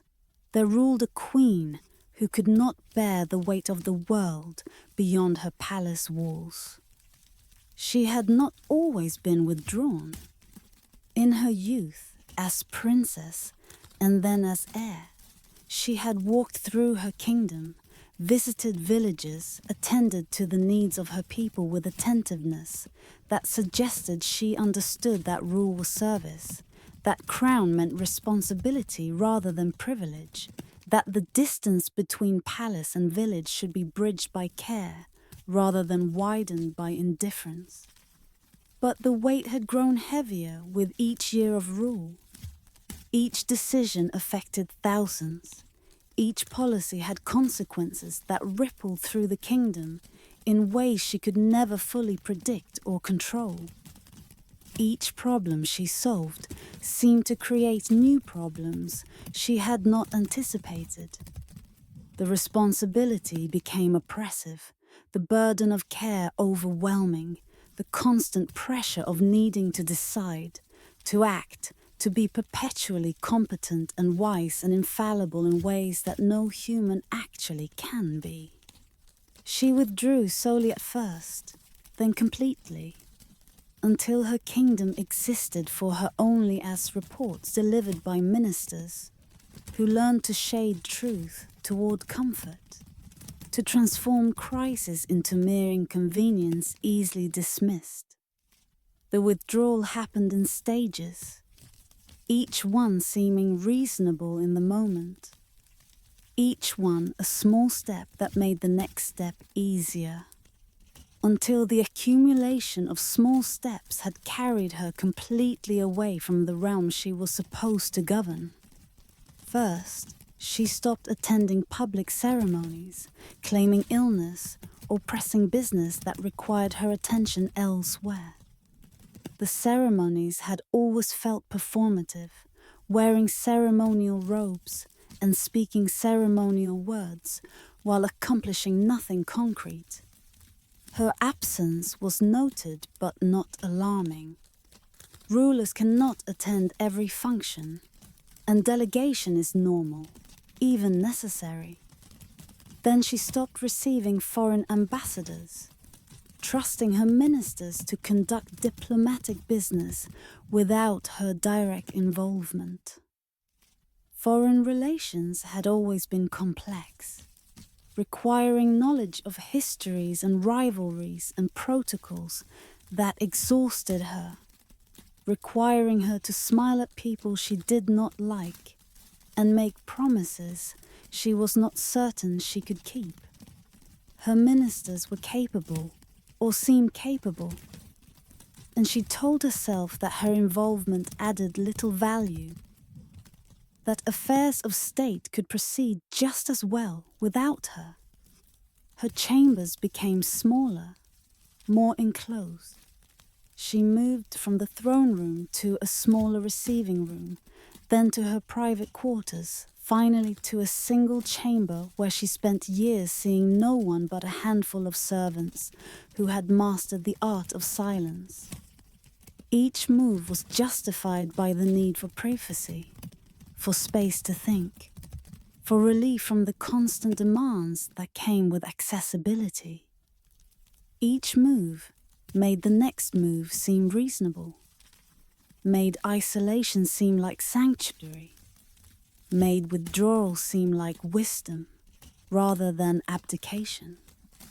The chamber she eventually inhabited was modest by royal standards, barely larger than a prosperous merchant's bedroom, furnished simply with a bed, a chair, a desk, where she sometimes read or wrote letters that were never sent. The window looked onto gardens she never entered, landscapes she observed but did not inhabit. A world that continued beyond the glass, but that she had ceased to be part of in any meaningful sense. Her kingdom rotted around her absence. Laws went unenacted because she did not sign them, because her approval was technically required, even though she was unavailable to give it, because her ministers lacked the authority to implement policies without royal consent that was no longer forthcoming. Disputes went unresolved because the ultimate court of appeal was the Queen. But the Queen had made herself inaccessible, creating a judicial system that could proceed to a point, but could not finish cases that required royal judgment. Enemies gathered at borders that had no defender.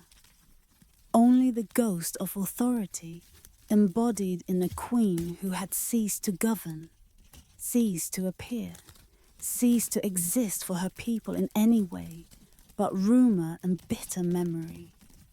The enemies were cautious at first, testing the borders with small incursions to see if response would come.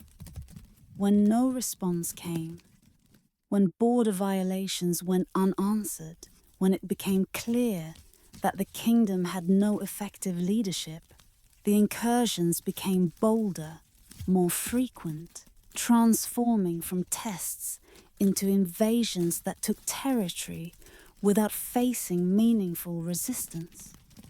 The ministers ruled in her name, signing decrees she never read, making decisions she never questioned, slowly realizing that her withdrawal had given them power she had abdicated without meaning to. Some of the ministers tried to govern responsibly, to make decisions they believed she would have made, to use their unexpected authority in service of the kingdom they were supposed to serve. Others saw opportunity in the vacuum, used the Queen's absence to advance their own interests, to settle old scores, to profit from decisions they made while claiming royal authority they did not actually possess. The kingdom became a ship with no captain, drifting on currents of accumulated decisions made by people who served their own interests while claiming to serve a queen who had become more myth than monarch, more absence than authority.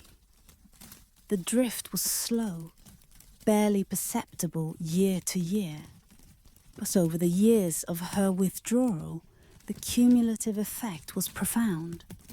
A kingdom that had been prosperous became struggling. A realm that had been respected became vulnerable. A people who had been cared for became neglected. In her chamber, she sat by windows that looked onto gardens she never entered, watching seasons change on the trees she would never touch.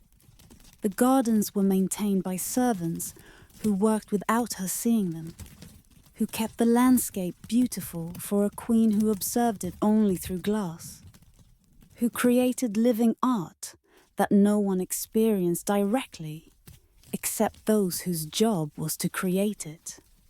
She watched autumn leaves fall, Winter snow accumulate, spring blossoms emerge, summer growth surge. Year after year of natural cycles that continued regardless of human involvement, that demonstrated that the world proceeded whether she participated or not. Perhaps the observation was comforting. If the seasons continued without her intervention, perhaps the kingdom could as well. Perhaps her absence mattered less than her presence had seemed to demand. Perhaps withdrawal was wisdom, recognition that the world did not need her as much as the burden of rule had suggested it did. She read, filling hours with books that took her into other worlds, other times, other lives that required nothing of her except attention. The reading was voracious, consuming, an escape into narratives that had beginnings and endings and arcs that made sense in ways that governing never had, that presented problems with solutions, rather than the endless series of partial answers and new problems that real rule had offered. She painted, creating landscapes from imagination or from the view beyond her window, transforming observation into art that existed in 2 dimensions, rather than the full complexity of 3-dimensional reality. The paintings were sometimes skill, showing genuine talent that might have been developed further if she had devoted to it the time and attention she had once given to governing. But mostly, they were just adequate. The work of someone filling time rather than pursuing mastery. Creating because it was something to do in the empty hours of self-imposed isolation. She existed in a world of her own creation, where the messiness of rule, the difficulty of choice, the weight of consequence for thousands of lives never intruded. It was a peaceful world, a quiet world, a world where decisions affected only herself, where mistakes hurt no one, where the burden of responsibility weighed no heavier than the brush she lifted to paint or the book she opened to read. She had chosen peace at the cost of purpose, calm at the price of abdication. The trade might have seemed worthwhile in the moment-to-moment experience of relief from the crushing weight of responsibility. The silence of her chamber was so much easier to bear than the noise of thousands of voices making demands, needing things, requiring her attention and judgment and care. The simplicity of choosing which book to read or which landscape to paint was so much more manageable than choosing which laws to enact, or which disputes to resolve, or which advisors to trust. And her people suffered not from her cruelty or madness or ambition, but from her retreat, her refusal, her silence that spoke louder than any decree, that said more clearly than words ever could. I cannot bear this burden, and I choose not to try. The suffering from her absence was different than the suffering caused by the cruel kings and emperors whose stories had come before. There was no violence, no persecution, no active harm inflicted by royal decree. But absence can harm as surely as presence can. Neglect can wound as deeply as active cruelty. Silence can oppress as thoroughly as shouts. The people needed governance and received vacuum. They needed justice and received paralysis. They needed leadership and received void, emptiness. The shape of authority without its substance, the appearance of rule without its reality. when she finally died, quietly in her chamber, attended by servants who had served her in isolation for years, the kingdom barely noticed. The ministers who had been ruling in her name continued ruling in her name, simply changing the tense from present to past, invoking her memory instead of her authority, maintaining the fiction a while longer before finally admitting what everyone already knew, that the queen had left them years before her death, that the woman in the chamber had been queen in name only, that the burden she could not bear had been transferred by her refusal to shoulders that carried it by default because someone had to, and she would not. Her successor, a distant cousin who had been governing a province with more engagement than she had given her entire kingdom, arrived to find a realm that had learned to function despite rather than because of royal authority, that had developed ways of managing without effective central control, that had adapted to neglect by creating alternative structures of power and decision-making. The new ruler faced a choice to restore central authority or to acknowledge what had emerged in its absence, to reclaim power the previous queen had abandoned, or to work with the distributed governance that had developed to fill the void. It was a choice the previous queen had made herself unnecessary to make, a consequence of her withdrawal that demonstrated that rulers are never quite as indispensable as they might wish to believe, that kingdoms can survive even absent leadership. Though survival is not the same as thriving, and adaptation to neglect is not the same as flourishing under care.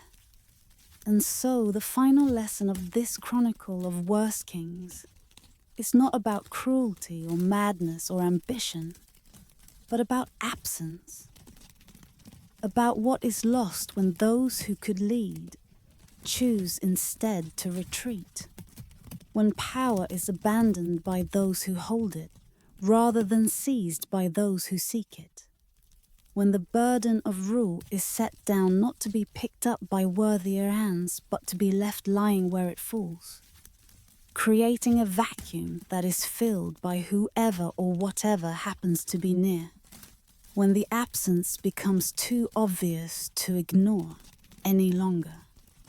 The queen who turned inward turned away from everything a ruler should be, created through her retreat as much suffering as the cruel kings created through their actions, taught by her silence that sometimes the worst thing a ruler can do is nothing, that absence can be as damaging as tyranny, that peace purchased through withdrawal from responsibility is not peace at all, but merely personal comfort bought at the price of collective suffering, a trade that no ruler with any understanding of what rule means would ever choose to make, but which she made because she could not bear the burden, because the weight was too heavy, because she chose her own peace over her people's needs, chose her own quiet over their welfare,